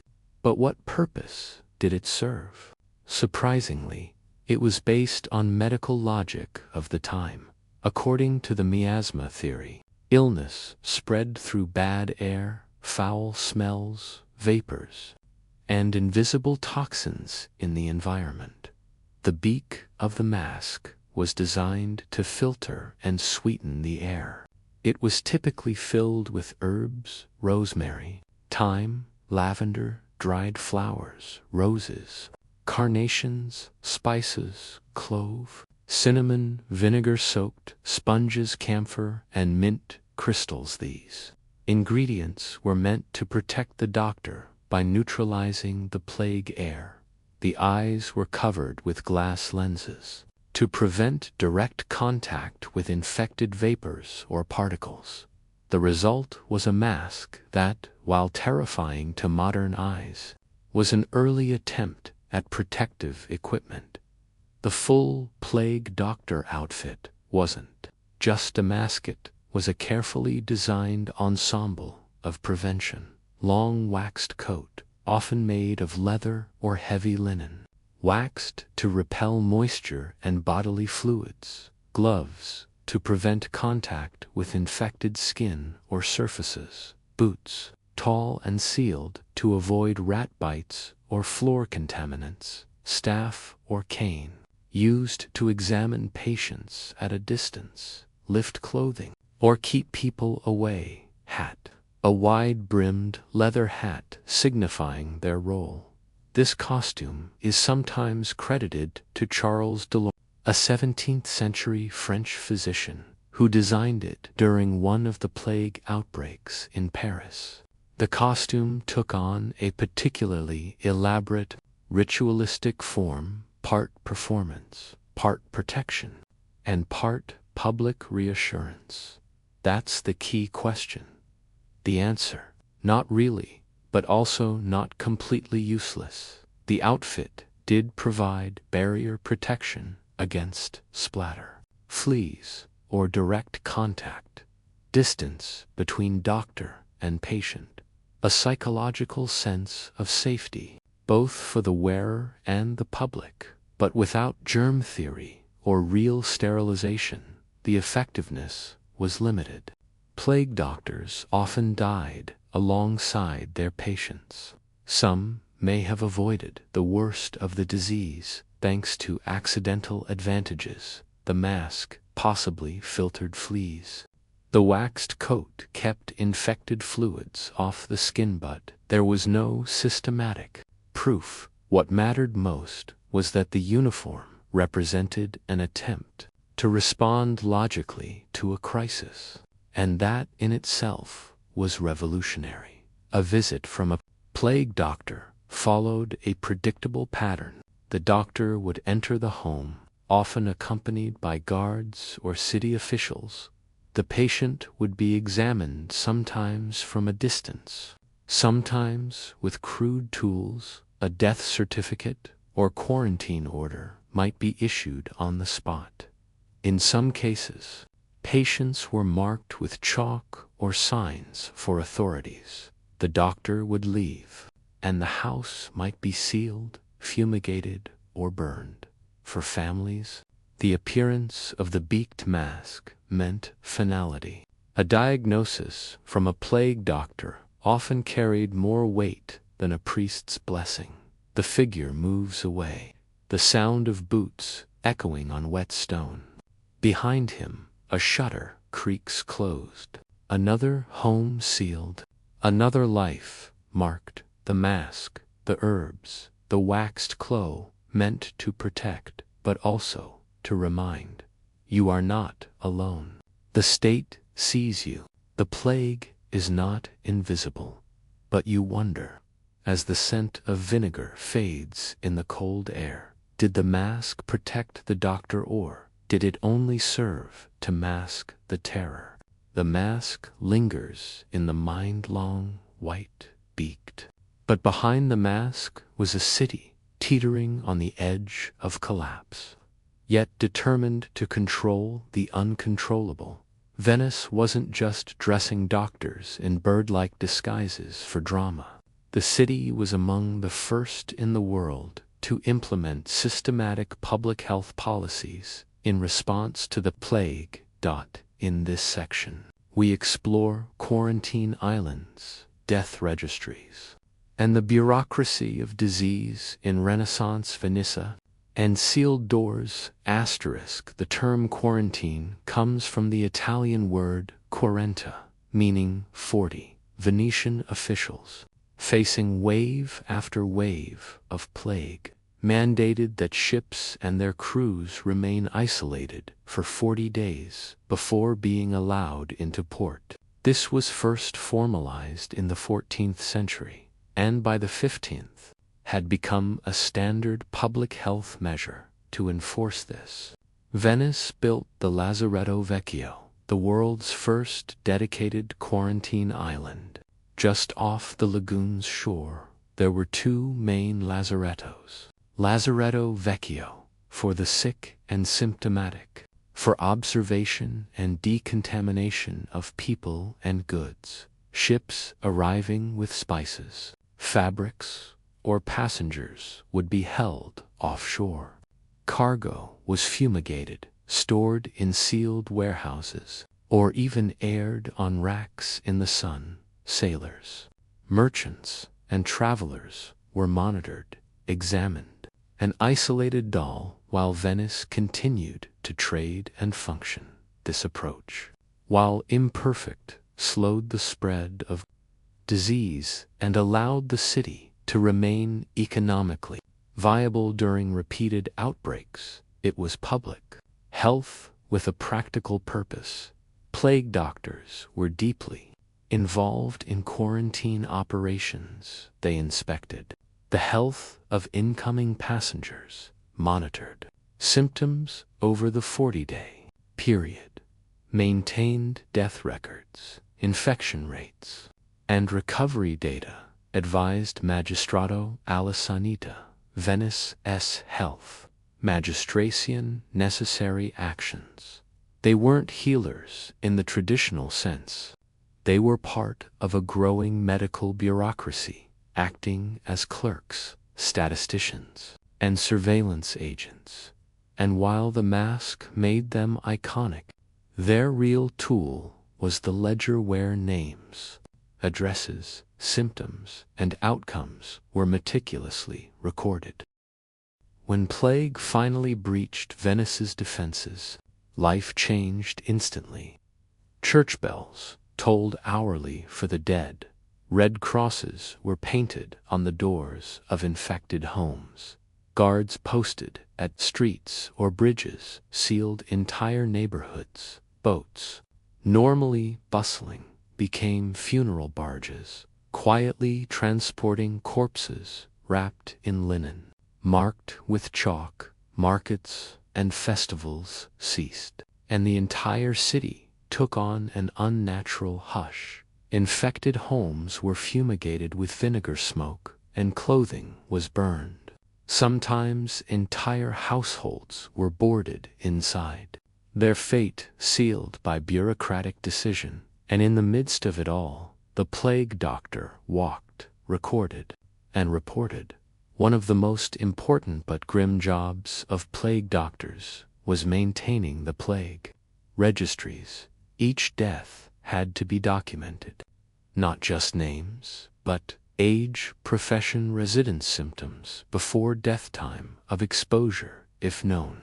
This data formed the basis of bills of mortality, or monthly summaries of plague deaths, used by city officials to monitor the crisis.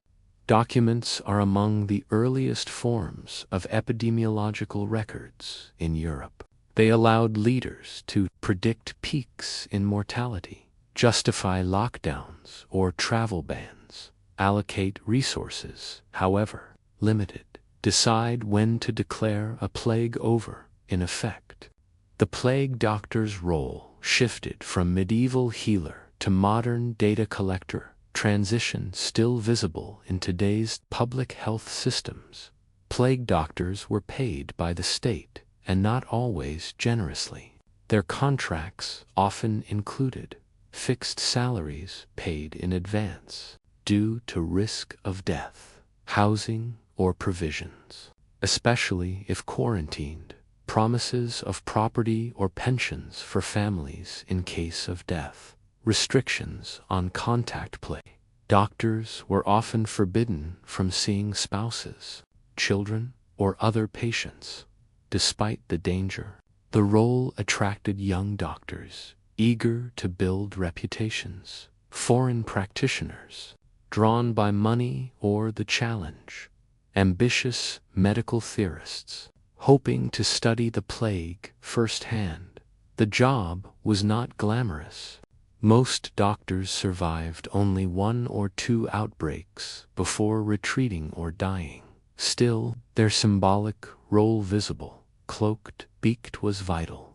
They were the face of control in a city unraveling. Not everyone welcomed the plague doctor. Some citizens refused to report symptoms, fearing forced quarantine, fled the city, spreading infection, bribed officials to erase names from registries, attacked or threatened doctors, blaming them for spreading disease. In response, Venice enacted strict penalties, heavy fines for evasion, imprisonment for falsifying reports, public shaming for breaking quarantine. Still, enforcement relied on a combination of fear, faith, and the unblinking presence of the plague doctor, a black-robed reminder that someone was watching. The doctor records another name, another house sealed, another candle extinguished. He does not knock loudly. He does not offer hope. He is not here to save, but to witness. And in a city built on water, where every sound echoes, you begin to wonder, was the plague doctor a healer or simply the final visitor before silence? The city slowly returns to life. The red crosses are scrubbed from doors. The bells fall silent. Gondolas glide once again. The plague doctor hangs up his cloak, stores his mask, and disappears from the alleys.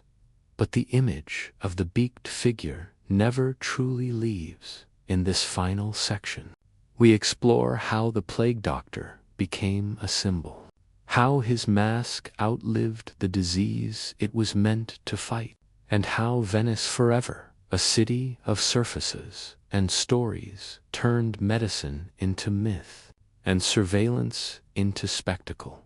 Because long after the last outbreak faded, the mask walked again not through plague wards, but across carnival stages and painted pages, reshaped into something both familiar and entirely false by the early 18th century.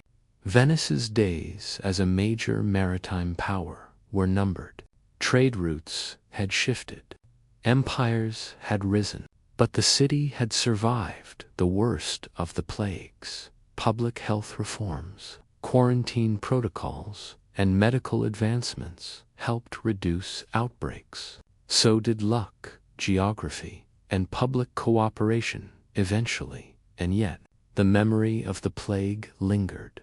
The lazzaretti, once bustling quarantine islands, became ghostly ruins, used sporadically. Plague columns and chapels, built in thanks to surviving outbreaks, still dotted the city. The costume of the plague doctor never widely used outside Venice remained in the collective imagination, because something about the mask, the black robe, and the silent authority stuck by the 18th century. The plague doctor's outfit had crossed into the realm of performance in Commedia dell'arte, a form of improvisational Italian theater. Characters wore masks representing types: the miser, the trickster, the soldier. The plague doctor joined them not, but as a buffoon. Dator Pest became a figure of satire, pompous, slow, cloaked in mystery, but full of empty words. His long nose, once filled with herbs, became a symbol of ignorance disguised as science. Audiences laughed at his misdiagnoses, silly Latin phrases, and flustered exams. In this way, the beaked mask transformed from public protector to comic villain. The people had taken their Firand, a season of masks and indulgence before Lent. The plague doctor became a popular disguise. Why? It was instantly recognizable. It carried a whiff of danger, mystery, and history. It allowed the wearer to hide completely. Voice muffled, face concealed, posture altered. The mask now appeared not in but in dancing halls, masquerade balls, and tourist stalls. Craftsmen began making ornate versions, gilded, painted, feathered, bejeweled. The robe became satin, the mask porcelain, the herbs replaced by scentless padding. The doctor had become a ghost of himself, still feared, but now laughed at, bought, and worn for fun. Few historical uniforms are so enduringly recognized: the Roman legionnaire, the Viking helmet, which, ironically, was never horned, the medieval knight, and the plague doctorial. Imagined, distorted dot. Why does this one survive? Because it encapsulates so much. The failure of medicine to stop death, the attempt to organize chaos, the visual power of protection, the ritual of fear turned into policy. In the centuries that followed, The beaked mask became shorthand in art and literature. For disease control, mystery, institutional coldness, it appeared in paintings, novels, and eventually film and video games. It entered the world of symbolism, untethered from its historical function, when the COVID-19 pandemic swept the globe in 2020. The Plague Doctor returned online, on masks, on t-shirts, in memes. People posted, "At least it's not that mask. Channeling my inner Plague Doctor today. Bring back the beak once again." The mask served as a symbol not of protection, but of resignation, ritual, and a dark kind of comfort in seeing history repeat itself. Doctors no longer wear bird-like beaks, but they still wear masks, gowns, gloves, visors, and the same questions remain. Can we protect ourselves? Do we understand what we're fighting? Is the mask for us or for others? No one knows who wore the last true Plague Doctor mask in Venice. Perhaps it was during the 1630 outbreak, which killed 50,000 Venetians. Perhaps it was later, during a smaller a lonely doctor, walking quietly with his cane, eyes glassed over, breath filtered through dried herbs, unsure if he was helping anyone at all. And when he died, the mask was passed on or stored away, forgotten for a time, then revived. You stand in a Venetian square as dusk falls. Tourists take selfies with Plague Doctor masks. A street vendor sells ceramic versions for €30. A child dances in a satin robe. Music plays. No one remembers the smell of vinegar, the sound of silence, the weight of watching. But the mask remembers, and you wonder, in the face of invisible death, is it the mask we fear or the truth that we are never truly protected? It begins, as many disasters do, with rain, a soft drizzle, perhaps welcome at first, falls over the fields of northern Europe in the spring of 1315. The farmers wait for it to pass, as they have countless times before. But it doesn't stop. Weeks pass, the fields flood, the wheat drowns, and the rain becomes a whisper that spreads across villages, markets, and manors. There will be no harvest this year. This is the beginning of the Great Famine of 1315 to 1317, slow, relentless disaster that starved millions, shattered faith in kings and God, and revealed how fragile medieval life truly was. But unlike fire or war, famine creeps, quiet, boring, and when it arrives, it does not leave quickly. Let us step into the sodden soil of 14th century Europe and trace how too much rain led to a famine of bread, hope, and bones. In the early 1300s, Europe was in a state of population pressure. After centuries of recovery from Viking invasions and internal wars, the High Middle Ages saw a period of expansion. Population had nearly doubled between 1000 and 1300.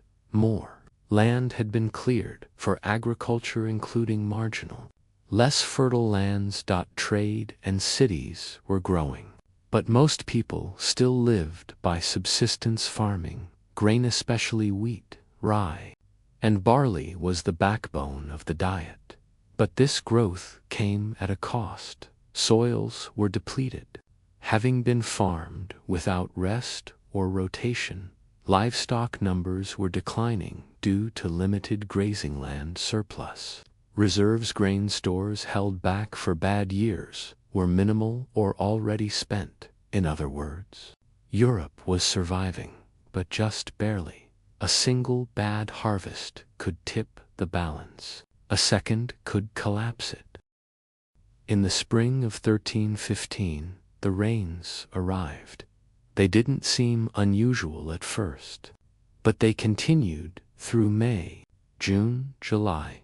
Fields became mud pits. Seedlings drowned. Hay could not be harvested, which meant no feed for animals in winter throughout France, England, Germany, Scandinavia, and the Low Countries. The story was the same. Grain rotted in the fields. Vegetables failed. Fruit trees sagged under mildew. Even the hardy oats and rye withered, and it wasn't just the rain. The weather was cold, abnormally so. Frosts appeared in late spring and returned early in autumn. Snow fell unpredictably. Historians now believe this was part of the onset of the Little Ice Age, a long period of cooler climate that would stretch into the 19th century. But to the people of 1315, it felt like the world was unraveling. By August of 1315, it was clear there would be no harvest. Grain prices skyrocketed. In some regions, prices doubled or tripled within weeks. Wheat in England jumped from 5 shillings per quarter to over 40.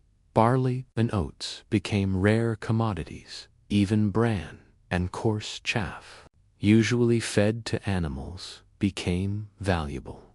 Most people had no way to pay. Serfs depended on their lords. Townspeople relied on bakeries and markets now empty. But the worst was yet to come. Spring 1316 brought more rain. Another failed harvest. No seed grain left. No hay for animals. No stored food now. The famine was total. As crops failed and stores emptied, people turned to anything. Grass and roots boiled into stews. Tree bark, scraped and mixed with flour. Cats, dogs, rats, and even horses typically reserved for war or labor. Rotted grain, infested with mold, leading to hallucinations and sickness. Leather, boiled from shoes or belts. Dung, in the most desperate cases, was reportedly sifted for undigested grains. Chroniclers of the time, usually monks, describe many thousands dying of hunger, parents abandoning children, and in rare cases, cannibalism in Flanders. A man was executed for digging up corpses and eating them in Poland. Entire villages vanished. Whether these stories were exaggerated or not, the desperation was reland, widespread.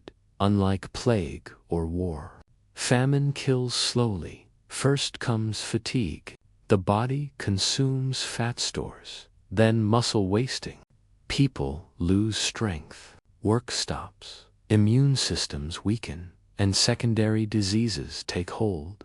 Dysentery, pneumonia, typhoid. Children die first, followed by the elderly. The able-bodied try to leave but find no food elsewhere. In many regions, death rates rose by 10% to 25%. In towns and cities where dependency on grain was higher, mortality may have reached 30%, but records were poorly kept. Famine doesn't always make noise.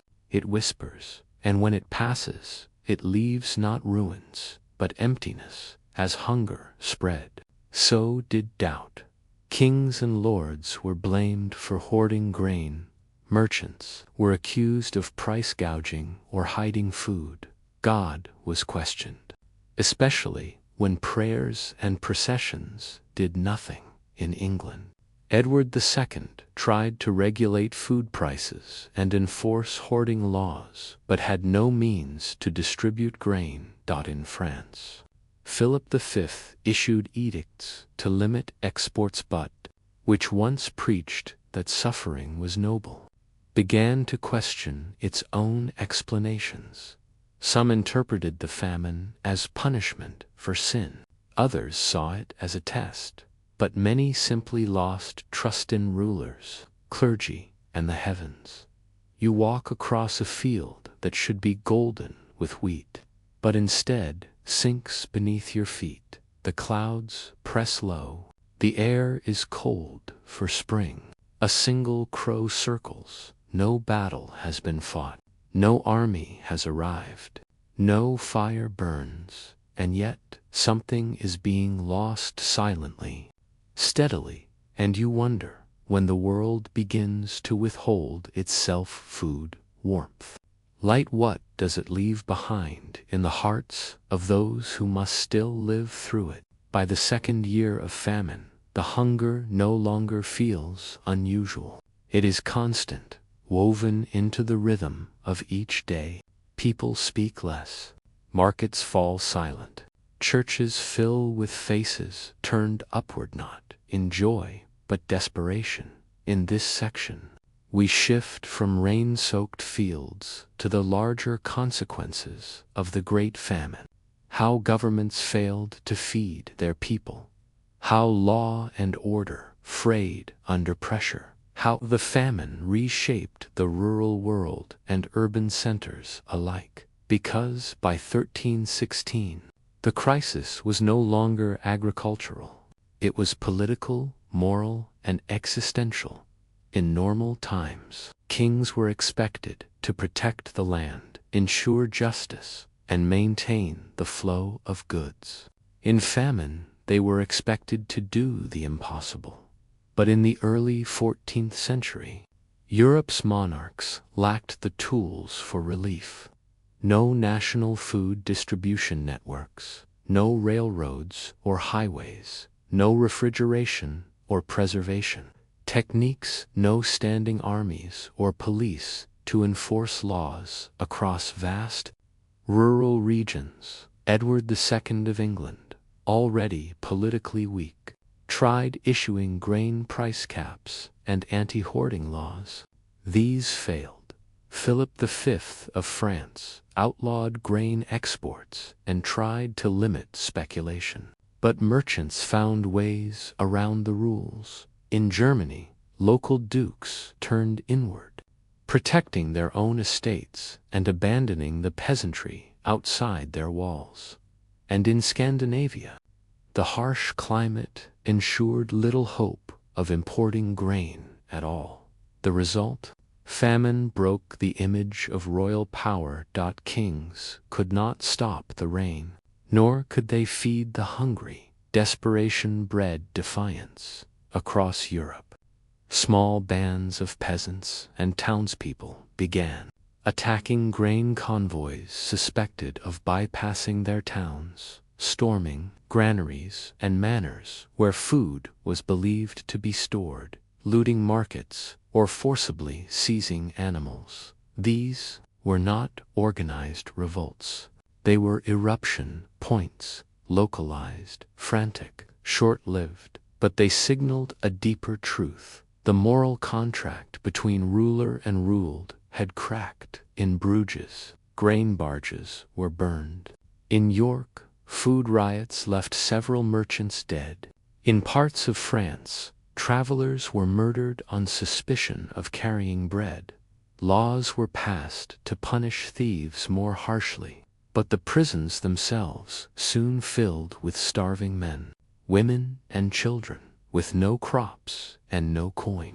Crime transformed from deviance to necessity. Woodlands were stripped of game, nuts, and bark. Churches were robbed not for gold, but for bread. Cemeteries were disturbed, either to find buried valuables or, in extreme cases, for flesh. Chronicles from the Low Countries describe entire families arrested for cannibalism, while others dug up fresh graves, hoping to find meat. Whether these stories are fully accurate or the exaggerations of terrified clerics, they reflect the psychological state of a society unraveling when all else fails. The taboo becomes the last option. Children bore the worst of the famine. Many were abandoned, left at monasteries or in city streets. Others were sold not for profit, but for the hope they might survive elsewhere. Birth rates plummeted. In some regions, marriages were postponed for years. The famine was not just killing the present, it was undoing the future. Entire generations would be smaller, weaker, and more distrustful of both nature and institutions. Urban centers were especially vulnerable. Cities had no agriculture of their own, relying on trade and rural imports. Bakers went out of business, unable to afford flour. Poor laborers, already living day to day, found themselves starving in full view of cathedrals. In cities like Paris, Cologne, and London, mass graves were dug. In others, carts of the dead were taken out nightly without ceremony. Some towns enacted strict controls on who could enter, fearing that waves of rural refugees would overwhelm food supplies. In effect, the cities became fortresses of fear, defending not against siege, but against starvation spreading by foot, as prayers failed and fasts turned into famines. Trust in the church faltered. Some blamed sinful communities, foreigners, heretics. Others turned to who whipped themselves in public to beg for divine mercy. In a few towns, mass processions were held to beg saints for rain or for it to stop. But many quietly wondered, if God allows this, what else might He allow? The famine didn't just empty stomachs.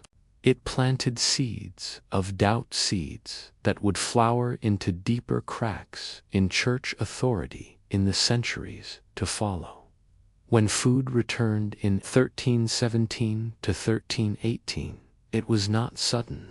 The rain eased. Crops grew but poorly.